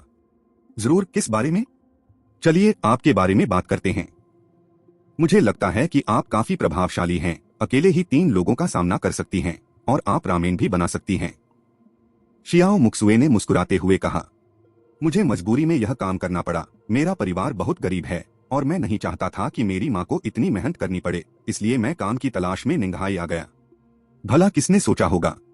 किन फांग ने जल्दी से अपने और ली फेंग के साथ की स्थिति समझाई। सौभाग्य से हर मुश्किल में कोई न कोई अच्छाई छिपी होती है। कम से कम मेरे पास यह हुनर तो है। अपनी दुकान पर रामेन बेचना थका देने वाला है, लेकिन जिंदगी संतोषजनक लगती है। मुझे आपसे सचमुच ईर्ष्या हो रही है। जियाओ मुक्सुए खिलखिलाकर हंस पड़ी और हालांकि कमरा थोड़ा अंधेरा था, किन फांग फिर भी उसके चेहरे के भावों की कल्पना कर सकता था। वैसे तुम्हारी चोट? तभी शियाओ मुक्सुए को याद आया कि किन फांग को कमर में चाकू मारा गया था और वह इलाज के लिए अस्पताल नहीं गया था, जो बहुत खतरनाक था। अगर समय पर इलाज न किया जाता तो इसके गंभीर परिणाम हो सकते थे। यह कोई गंभीर बात नहीं है, मेरा शरीर दूसरों से अलग है। जब तक चाकू लगने से मेरी जान नहीं जाती, तब तक चिंता न करें, गंभीर चोटें भी धीरे धीरे ठीक हो जाती हैं। किन फांग यह कहते हुए हंस पड़ा। उसकी कमर पर घाव अभी भी था, लेकिन अब उसे उससे कोई दर्द नहीं हो रहा था और खून बहना भी कुछ देर पहले बंद हो गया था। अब घाव धीरे धीरे भर रहा था। शायद अगली सुबह जब वह उठेगा तो वहां कोई निशान भी नहीं बचेगा। मुझे खेद है, मैंने आपको इसमें शामिल कर लिया। शियाओ मुक्सुए की आवाज बहुत धीमी थी और उसका मूड भी कुछ उदास लग रहा था। किन फांग ने अनुमान लगाया कि वह फिर से चेन पांगजी के बारे में सोच रही थी, जिसने सबसे मुश्किल समय में उनकी मदद करने से इनकार कर दिया था। ज्यादा मत सोचो। मुश्किलों का सामना किसने नहीं किया है? सब ठीक हो जाएगा। धन्यवाद। मुझे धन्यवाद देने की क्या जरूरत है? चलो तुम्हारे बारे में बात करते हैं। लगता है तुम बाहर से आए हो, किनफांग ने हंसमुख होकर कहा। आप वाकई बहुत ध्यान देने वाली हैं। मैं जुझोऊ से हूं। आपकी ही तरह मुझे भी इस साल निंगहाई विश्वविद्यालय में दाखिला मिल गया है। घर पर सिर्फ मेरे दादा दादी हैं। उन्होंने अपनी मर्जी से नर्सिंग होम में रहने का फैसला किया ताकि मैं शांति से पढ़ाई कर सकूं। इसलिए मेरे पास निंगहाई जल्दी आने के अलावा कोई चारा नहीं था। मैंने पहले अपने चचेरे भाई के स्टॉल पर मदद करने की योजना बनाई थी, लेकिन किसने सोचा होगा। जियाओ मुक्सुए ने संक्षेप में अपनी स्थिति बताई, जो कि फांग की स्थिति से बहुत अलग नहीं थी, सिवाय इसके कि किनफांग की मां अभी भी जीवित थी, जबकि जियाओ मुक्सुए के माता पिता की एक कार दुर्घटना में मृत्यु हो गई थी। अगर उसे इतना बड़ा मुआवजा न मिलता तो जियाओ मुक्सुए को बहुत पहले ही स्कूल छोड़ना पड़ सकता था, या इससे भी बुरा, उसकी शादी भी हो चुकी होती। ज्यादा मत सोचो, सब कुछ बीत जाएगा, किनफांग ने धीरे से कहा। हालांकि शियाओ मुक्सुए सौम्य और कम बोलने वाली थी, फिर भी उसका स्वभाव अत्यंत खुले विचारों वाला था। कम से कम किनफांग को उस पिता की याद सताती रहती थी जिससे वह कभी मिला ही नहीं था, जबकि शियाओ मुक्सुए उस दर्द को बहुत पहले ही भुला चुकी थी और अपना पूरा जीवन अपने जीवन में समर्पित कर चुकी थी। मैंने पहले जिस बात का जिक्र किया था, क्या आप उससे सहमत हैं? जियाओ मुक्सुए कुछ देर चुप रहने के बाद धीरे से बोली। क्या बात है? किनफांग थोड़ा चौंक गया और उसे याद करने में मुश्किल होने लगी। आपके नूडल स्टॉल पर काम करने के बारे में। बस मुझे खाना और रहने की जगह मुहैया करा दीजिए, मुझे वेतन की जरूरत नहीं है। जियाओ मुक्सुए ने जल्दबाजी में जोर देकर कहा। वह इस मामले को लेकर स्पष्ट रूप से बहुत उत्सुक थी। ये तो बहुत असुविधाजनक है। मेरा स्टॉल तो तुम्हारे चचेरे भाई के स्टॉल के ठीक बगल में है, किनफांग ने दर्द भरे चेहरे के साथ कहा, लेकिन दुर्भाग्य से कमरा इतना अंधेरा था कि शियाओ मुक्सुए उसे देख नहीं पाई। उसकी चिंता मत करो, अब मेरा उससे कोई लेना देना नहीं है। शियाओ मुक्सुए भले ही शांत स्वभाव की हो, लेकिन वह दृढ़ निश्चयी थी। उसने दृढ़ता से कहा कि चेन पांगजी के कार्यों ने उसका दिल पूरी तरह से तोड़ दिया है, इसलिए अब उसे विनम्र होने की कोई आवश्यकता नहीं है। ठीक है, चलो कोशिश करते हैं। काफी सोच विचार करने के बाद किनफांग आखिरकार मान गया। उसे मदद की जरूरत थी और वह और चेन पांगजी पहले से ही एक दूसरे के दुश्मन थे। चूंकि चेन पांगजी ने बेईमानी की थी, इसलिए किनफांग के पीछे हटने का कोई कारण नहीं था। चूंकि दोनों स्टॉलों के बीच लड़ाई अपरिहार्य लग रही थी, इसलिए उसने पूरी ताकत से हमला करने का फैसला किया। शियाओ मुक्सुए को अपने नूडल स्टॉल पर रखने से शायद ज्यादा फायदा न हो, लेकिन चेन पांगजी को चिढ़ाने के लिए यह काफी होगा, और यह भी कि शियाओ मुक्सुए बहुत खूबसूरत थी, जो निश्चित रूप से कारोबार के लिए अच्छी बात हो सकती है। अध्याय 29 से 28 बाधाओं को तोड़ना। एक भोर होते ही मेरी किताब आधिकारिक तौर पर पहली बार चार्ट्स में ऊपर चढ़ेगी। उम्मीद है आप सभी इसे अपना समर्थन देंगे। 9 फिंगर्स की ओर से आप सभी का एक बार फिर से धन्यवाद। वे दोनों देर रात तक बातें करते रहे और थोड़ा थक गए। किनफांग को पता नहीं चला कि पहले कौन सो गया, लेकिन दूसरा भी जल्द ही नींद में डूब गया। Knock knock knock. भोर होते ही जब किनफांग नींद में लीन था, तभी उसके कानों में हल्की सी दस्तक सुनाई दी। उसका सिर अभी भी नींद से भरा हुआ था और उसने उस दस्तक को किसी और के दरवाजे की दस्तक समझ लिया। फिर भी किनफांग को हल्का सा अपनी आंखों के सामने एक परछाई गुजरती हुई महसूस हुई। उसने आधी आंखें सिकोड़कर एक नजर डाली और उसे कुछ दिखाई दिया, लेकिन उसका दिमाग अभी भी पूरी तरह से साफ नहीं था, इसलिए वह फिर से सो गया। अच्छा नहीं है। हालांकि किनफांग अभी दोबारा सोया नहीं था कि अचानक उसकी आंखें खुल गईं। उसे तुरंत याद आया कि उसके अलावा झोपड़ी में एक और व्यक्ति शियाओ मुक्सुए भी थी और दस्तक की आवाज उसके अपने दरवाजे जैसी लग रही थी। दरवाजा खुल गया। किनफांग, आज तुम इतनी देर से क्यों नहीं उठी? तांग फीफी को समझ नहीं आ रहा था कि किनफांग, जो आमतौर पर जल्दी उठ जाती थी, आज देर से क्यों आई है, इसलिए वह तुरंत किनफांग के घर पूछने गई। लेकिन जैसे ही दरवाजा खुला, उसके सामने एक युवती खड़ी हो गई जिसने एक बड़ी सफेद टी शर्ट पहनी हुई थी, जिसकी छाती पर 2 बिंदु हल्के से दिखाई दे रहे थे, जिससे तांग फीफी के मुंह से शब्द ही नहीं निकले। क्या आप किनफांग से मिलने आए हैं? वह अभी तक जागा नहीं है। शियाओ मुक्सुए ने अपने सामने खड़ी लड़की को आश्चर्य से देखा। वह परी जैसी सुंदर थी और लगभग उसी उम्र की थी, लेकिन उसके कपड़े उससे कहीं बेहतर थे। यह देखकर कि लड़की ने तुरंत किनफांग का नाम पुकारा, शियाओ मुक्सुए ने हल्की सी मुस्कान के साथ कहा, तुम कौन हो? तुम किनफांग के घर में क्यों हो? तांग फीफी के चेहरे का भाव एकदम बदल गया और उसकी आवाज में भी बहुत बदलाव आया। उसके मन में एक आशंका सी उठी, लेकिन फिर भी उसने बनावटी शांति बनाए रखते हुए पूछा, एक जवान और खूबसूरत लड़की जिसने सिर्फ पुरुषों की ढीली टी शर्ट पहनी हुई थी, और तान फीफी आसानी से समझ गई कि उसने अंदर कुछ नहीं पहना था। इसके अलावा ऐसा लग रहा था कि उसने रात किन फांग के घर पर बिताई थी, जो काफी कुछ बताता था। मैं हूँ। जैसे ही जियाओ मुक्सुए कुछ बोलने ही वाली थी कि उसे अपने पीछे एक आवाज सुनाई दी। यह जानते हुए कि किन फांग जाग गया है, उसने अपनी बात रोक ली। मैं जाग गया हूँ। किन फांग अब सोने की हिम्मत कहाँ कर सकता था। जैसे ही उसे एहसास हुआ कि शियाओ मुक्सुए दरवाजा खोलने वाली है, उसे लगा कि कुछ बुरा होने वाला है। वह फर्श से उठा और शियाओ मुक्सुए के पीछे से अपना सिर बाहर निकालकर शर्मिंदा चेहरे से बोला। किन फांग को जागते देख शियाओ मुक्सुए ने तांग फीफी की ओर मुस्कुराते हुए देखा और फिर झोपड़ी में वापस चली गई, मानो बिस्तर ठीक करने जा रही हो। किन फांग, तुम बेशर्म हो। तांग फीफी को ऐसा दृश्य बार बार देखने पर बेचैनी बढ़ती जा रही थी।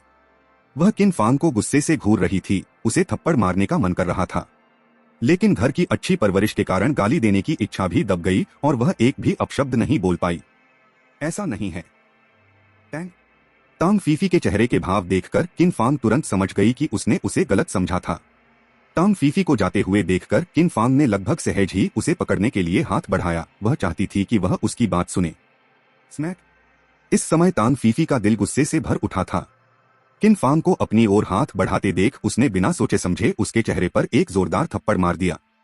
थप्पड़ की गूंज से किन फांग के गाल पर 5 उंगलियों के निशान उभर आए। थप्पड़ महज एक आकस्मिक घटना थी। जब तांग फेफे ने किन फांग के चेहरे पर आए बदलाव को देखा तो उसे कुछ अफसोस हुआ। जैसे ही वह कुछ समझाने वाली थी, उसकी नजर किन फांग से हटकर जियाओ मुक्सुए पर पड़ी, जो झुकी हुई कुछ कर रही थी। उसकी नजर उस कोण से बड़ी टी शर्ट के गले के नीचे से उसके गोरे, गोल और भरे हुए स्तनों की एक झलक देख सकती थी। बस एक नजर ने ही तांग फीफी के दिल में बसी हल्की सी निराशा को पूरी तरह से गायब कर दिया। उसने किन फांग को गुस्से से घूरा और फिर तेजी से मुड़कर चली गई। किन फांग को थप्पड़ लगे गाल पर जलन महसूस हो रही थी। तांग फीफी ने उसे काफी जोर से थप्पड़ मारा था और किन फांग जैसे व्यक्ति के लिए, जो शायद ही कभी व्यायाम करता था, यह वाकई बहुत दर्दनाक था। तांग फीफी, रुको। हालांकि तांग फीफी को गुस्से में वहां से जाते देख और पलक झपकते ही उसे आंगन से बाहर जाते देख किन फांग चिंतित हो गया। इस गलतफहमी को तुरंत दूर करना जरूरी था, इसलिए वह जल्दी से उसके पीछे भागा। सौभाग्य से उस रात सोते समय किन फांग ने कमरे में एक लड़की की मौजूदगी का ध्यान रखा था और गर्मी सहन करते हुए ठीक से टी शर्ट और बॉक्सर शॉर्ट्स पहने हुए थे। अन्यथा अगर उन्होंने कम कपड़े पहने होते तो न केवल स्पष्टीकरण देना असंभव हो जाता, बल्कि उसके पीछे भागने में भी उन्हें काफी समय लग जाता। यह बेवकूफ, बेवकूफ, बेवकूफ। तांग फीफी गुस्से में किन फांग के घर से निकल गई और बड़बड़ाते हुए तेजी से चलने लगी। न जाने क्यों उसके दिल में एक कड़वाहट सी महसूस हो रही थी और उसकी आंखें थोड़ी नम हो गईं। तांग फीफी, मेरा इंतजार करो। किन फांग ने भले ही सिर्फ चप्पल पहनी हुई थी, फिर भी वह तांग फीफी से थोड़ा तेज था। थोड़ी ही देर में वह तांग फीफी के पास पहुंच गया। पीछे मुड़े बिना ही तांग फीफी को किन फांग की चप्पलों की आवाज सुनाई दे रही थी और बेशक किन फांग भी चुप नहीं था। किन फांग की आवाज खत्म होते ही तांग फीफी ने महसूस किया कि किसी बड़े हाथ ने उसकी बाह पकड़ ली है। जैसे ही वह हाथ उसकी बगल के नीचे गया, गलती से उसकी छाती को छू गया, जिससे शर्मिंदगी से उसका चेहरा लाल हो गया। छोड़ दो। लेकिन जब उसने किन फांग द्वारा किए गए सभी कार्यों के बारे में सोचा तो तांग फीफी के दिल में क्रोध उमड़ आया और उसने अपनी बाह के एक झटके से उसका हाथ झटकने की कोशिश की। मैं तुम्हें जाने नहीं दूंगा, पहले मेरी बात सुनो। किन फांग इस समय पीछे हटने के मूड में नहीं था। भले ही उसका तरीका थोड़ा घृणित था, लेकिन यही एकमात्र रास्ता था। मैंने इसे अपनी आंखों से देखा, इसमें समझाने की क्या जरूरत है। मुझे इसकी बिल्कुल उम्मीद नहीं थी। हमारे हैंडसम मिस्टर किन तो बड़े ही रंगीन मिजाज के हैं, है ना? एक खूबसूरत महिला को घर पर ठहराने के लिए भी ले आए। तांग फीफी के दिल में पनपी कड़वाहट बोलते ही पटाखों की तरह फूट पड़ी। किन फांग को उसकी प्रतिक्रिया असामान्य नहीं लगी। तांग फीफी स्वभाव से ही चंचल और प्यारी थी, या सीधे शब्दों में कहें तो थोड़ी सी नखरीली, बिल्कुल वैसे ही जैसे वह अभी व्यवहार कर रही थी। चीजें वैसी नहीं हैं जैसा आप सोचते हैं। किन फांग ने जिद से तांग फीफी का हाथ पकड़ रखा था और छोड़ने को तैयार नहीं थी।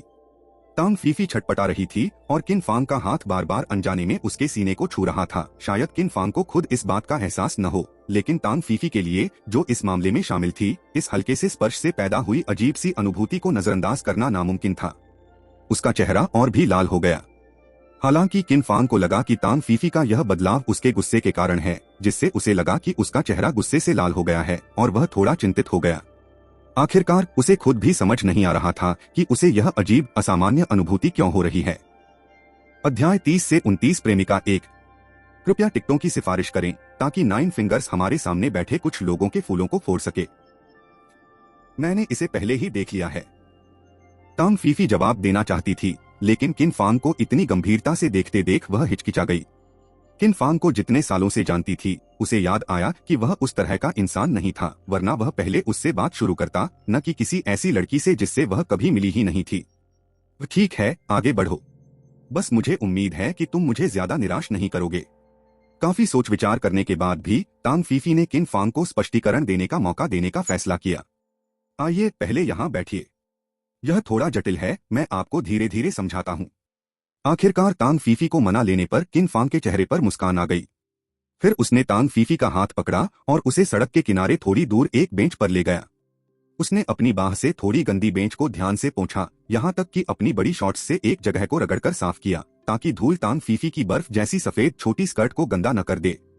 टांग फीफी ने किन फांग को चुपचाप काम करते देखा और सोचा कि वह थोड़ा नासमझ है, लेकिन नासमझ और थोड़ा प्यारा भी। इन सब झंझटों में पड़ने की क्या जरूरत है, सीधे बोल दो। अगर कुछ जरूरी नहीं है तो मैं जा रहा हूँ। हालांकि उस लड़की के बारे में सोचते ही, जिसने किन फांग के कमरे में रात बिताई थी, जो खुद से कम खूबसूरत नहीं थी और फिर भी पूरी तरह से बिना कपड़ों के थी, टांग फीफी के दिल में चिड़चिड़ी आग भड़क उठी और किन फांग के स्नेह के छोटे छोटे इशारे तुरंत फीके पड़ गए। ठीक है, मैं बात करूंगा। तब तक किन फांग ने बेंच को लगभग पूरी तरह से साफ कर लिया था और जल्दी से टांग फीफी को बिठा दिया। फिर उसने पिछली रात की घटनाओं का ब्यौरा देना शुरू किया। यह सब तब शुरू हुआ जब हमने दुकान बंद की और घर चले गए। बस यूं ही शियाओ मुक्सुए मेरे साथ वापस आ गई। मेरी छोटी सी जगह इतनी छोटी है, इसलिए असल में यही हुआ था। मेरे और शियाओ मुक्सुए के बीच कुछ भी नहीं हुआ था। किन फांग ने टांग फीफी को पिछली रात की सारी घटना विस्तार से बताई। खून की कमी पूरी करने के लिए बाओजी खाने के रहस्य के बारे में उन्होंने स्वाभाविक रूप से संक्षेप में बताया। बस इतना कहा कि उन्हें चाकू से चोट लगी थी। यह कोई गंभीर बात नहीं थी, बस थोड़ा सा खून बह गया था। सच में कुछ हुआ ही नहीं। सच में बिल्कुल कुछ नहीं। मैं घायल हूँ, देखो घाव अभी भी यहीं है। किन फांग ने एक कड़वी मुस्कान धारण की और एक पल के लिए हिचकिचाने के बाद उसने अपनी टी शर्ट का किनारा ऊपर उठाया और अपनी कमर पर एक घाव दिखाया जिस पर पपड़ी जम रही थी। ठीक है, तो मैं आपकी बात मान लेता हूँ। टांग फीफी ने चुपचाप किन फांग की कहानी सुनी और उसे लगा कि यह सच ही होगी। किन फांग की कमर पर लगे घाव को देखकर, हालांकि उस पर पपड़ी जम चुकी थी, लेकिन उसकी लंबाई और ताजगी को देखते हुए वह पूरी तरह आश्वस्त हो गई। मुझे उम्मीद नहीं थी कि यह शियाओ मुक्सुए भी इतनी दयनीय होगी। महिलाएं एक विचित्र प्रकार की प्राणी होती हैं। एक पल वे घृणा से भरी होती हैं, मन ही मन दूसरे व्यक्ति को लोमड़ी की आत्मा कहकर कोसती हैं, लेकिन अगले ही पल उन्हें अत्यंत दयालु पाती हैं, उन्हें गले लगाना चाहती हैं और खजाने की तरह संजोना चाहती हैं। मैं कल रात आपसे इस बारे में बात करने की सोच रहा था। शियाओ मुक्सुए का मेरे घर पर रहना बिल्कुल भी उचित नहीं है। किन फांग शायद पूरी तरह से असंवेदनशील नहीं था। उसने सही समय पर अपनी बात रखी, जिससे टांग फीफी को तुरंत महत्व का एहसास हुआ और उसके दिल में बची आखिरी थोड़ी सी असंतुष्टि भी दूर हो गई। ये तो बिल्कुल भी ठीक नहीं है। वो चेन पांगजी इतनी बुरी है, हम उसे वहाँ बिल्कुल भी वापस नहीं जाने दे सकते। वहाँ रहना भी उसके लिए ठीक नहीं है। कैसा रहेगा अगर मैं सिस्टर पैन से बात करूं और शियाओ मुक्सुए को उनके साथ रहने के लिए कहूं या उसके लिए कोई और जगह ढूंढूं। जहां तक शियाओ मुक्सुए के मेरे यहाँ काम करने की बात है, वैसे भी हमारे स्टॉल में कर्मचारियों की कमी है, तो क्यों न उसे मदद करने का मौका दिया जाए और चेन पांगजी को परेशान करने का भी। हाँ, मैं कितनी शरारती हूँ। शियाओ मुक्सुए के अचानक हस्तक्षेप को माफ करने और उसके कुछ हद तक दुखद जीवन के बारे में जानने के बाद टांग फीफी की सहानुभूति उमड़ पड़ी और उसने किन फांग की सारी परेशानियां एक ही बार में हल कर दी। खासकर यह सब कहने के बाद उसे एहसास हुआ कि उसके जैसी महिला के मुंह से ऐसे शब्द नहीं निकलने चाहिए। फिर उसने किन फांग को प्यारी सी मुस्कान के साथ देखा और कहा, बिल्कुल भी दुष्ट नहीं, बिल्कुल भी नहीं। तुम एक अच्छे इंसान हो। किन फांग ने चूजे की तरह उत्सुकता से सिर हिलाया, जिससे टांग फीफी की व्यवस्थाओं पर उसकी पूर्ण संतुष्टि व्यक्त हुई। अब जब हमने सब कुछ सुलझा लिया है तो क्या हम वापस जा सकते हैं? मैंने तो अभी तक न तो चेहरा धोया है और न ही दांत साफ किए हैं। किन फांग ने आखिरकार टांग फीफी को शांत करते हुए दुखी भाव से कहा, ओह, अगर तुमने बताया न होता तो मुझे पता ही नहीं चलता। वाह, ये तो बहुत बड़ा है। टांग फीफी ने किन फांग से मजाक किया, फिर ज्यादा कुछ नहीं कहा और उसके पीछे पीछे चली गई। आज हुई गलतफहमी के कारण शायद दोनों के बीच का रिश्ता अनजाने में और भी गहरा हो गया था। पहले जैसी सख्ती और सावधानी अब नहीं रही, बल्कि वे एक दूसरे से इतने परिचित हो गए कि तान फीफी ने इस बात पर भी ध्यान नहीं दिया कि किन फांग पूरे समय उसका हाथ थामे हुए थी। जब वे घर लौटे तो किन फांग और तान फीफी बातें कर रहे थे और हंस रहे थे। तभी उन्होंने शियाओ मुक्सुए को कपड़े धोते देखा। शायद पहले हुई गलतफहमी के कारण शियाओ मुक्सुए ने चिलचिलाती गर्मी की परवाह किए बिना किन फांग की पुरानी स्कूल यूनिफॉर्म पहन ली और साथ में उसकी बड़ी साइज की बॉक्सर शॉर्ट्स भी पहन ली, ताकि कपड़ों को लेकर कोई गड़बड़ न हो। हालांकि इस तरह के पहनावे से किन फांग को थोड़ी शर्मिंदगी जरूर हुई। शियाओ मुक्सुए कपड़े धोने का काम लगभग पूरा कर चुकी थी कि किन फांग और तान फीफी वापस आ गईं। उन दोनों के हाव भाव और चेहरे के भाव देखकर और उनकी निगाहें खुद पर टिकी देखकर शियाओ मुक्सुए का चेहरा लाल हो गया और वह थोड़ी शर्मिंदा दिखी। बेसिन में पड़े कपड़े शियाओ मुक्सुए के निजी वस्त्र थे, लेकिन उनमें एक ऐसी वस्तु भी थी जो किन फांग को बहुत जानी पहचानी लगी। ऐसा लगा जैसे वह उसका अंतर्वस्त्र हो। उसका चेहरा पल भर में शर्मिंदगी, कड़वी मुस्कान और अवाकपन के भावों से भर गया। मैं कपड़े धो रही थी और देखा कि तुम्हारे कपड़े भी गंदे हैं, इसलिए मैंने सोचा कि मैं तुम्हारी मदद कर दूं। किन फांग की आंखों में आए बदलाव को देखकर शियाओ मुक्सुए ने थोड़ी झिझक के साथ कहा। आखिरकार वह किन फांग के घर एक रात रुकी थी और उसने उसकी जान भी बचाई थी। हालांकि खुद को पेश करके उसका एहसान चुकाना शायद मुमकिन नहीं था, लेकिन उसके कुछ कपड़े धोने में मदद करना कोई बड़ी बात नहीं थी। मुक्सुए बहन, मेरा नाम तान फीफी है, किन फांग की प्रेमिका। किन फांग के कपड़े धोने में मदद करने के लिए धन्यवाद। वह आलसी रहना पसंद करता है और कपड़े धोने से पहले हमेशा पहाड़ के आकार का ढेर लगने का इंतजार करता है। दरअसल तान फीफी के चेहरे के भावों में क्षणिक परिवर्तन आया। हालांकि शियाओ मुक्सुए की नजर देखकर तान फीफी ने अपनी आंखें घुमाई और किन फांग का हाथ पकड़कर, जिसे उसने अब उसकी बाह में थाम लिया था, शियाओ मुक्सुए से हंसमुख ढंग से बात करने लगी, साथ ही उस पर पैनी नजर भी रखती रही। किन फांग ने मेरी इतनी मदद की है, उसके लिए कुछ कपड़े धोना तो कुछ भी नहीं है। शियाओ मुक्सुए बेहद उदासीन लग रही थी। उसमें कोई बदलाव नहीं दिख रहा था, मानो वह और किन फांग बिल्कुल अजनबी हों। लेकिन तान फीफी ने हल्के से महसूस किया कि जैसे ही उसने कहा कि वह किन फांग की प्रेमिका है, शियाओ मुक्सुए की निगाहें कुछ पल के लिए खाली हो गईं। हालांकि शियाओ मुक्सुए जल्दी ही संभल गई, लेकिन तान फीफी को पूरा भरोसा था कि उसने इस सूक्ष्म बात को गलत नहीं समझा था। और ठीक इसी छोटे से बदलाव के कारण तान फीफी का शियाओ मुक्सुए के प्रति रवैया सहानुभूति से थोड़ा सतर्कता में बदल गया। हालांकि वह अभी भी आम तौर पर मित्रवत थी। इसी बीच किन फांग उन दोनों खूबसूरत लड़कियों को घूंघट ओढ़े हुए आपस में लड़ते हुए देखता रहा और मन ही मन बुदबुदाता रहा, तान फीफी कब से मेरी प्रेमिका बन गई। लेकिन इस तरह हम्मा, यह अच्छा है। यह कहना जरूरी है कि किन फांग वास्तव में इसके लिए थोड़ी उत्सुक थी। कहानी का ये हिस्सा यही समाप्त होता है फिलहाल के लिए। इस यात्रा को सही मायने में परिभाषित करने वाली चीज केवल शक्ति ही नहीं है, बल्कि इसके पीछे के विकल्प है। और प्रत्येक निर्णय किस प्रकार आगे आने वाली घटनाओं को नया आकार देता है। अब से हर निर्णय के गंभीर परिणाम होंगे। यदि आपको व्याख्यात्मक काल्पनिक कहानियां पसंद है, तो आप इस यात्रा को जारी रखने के लिए सदस्यता ले सकते हैं।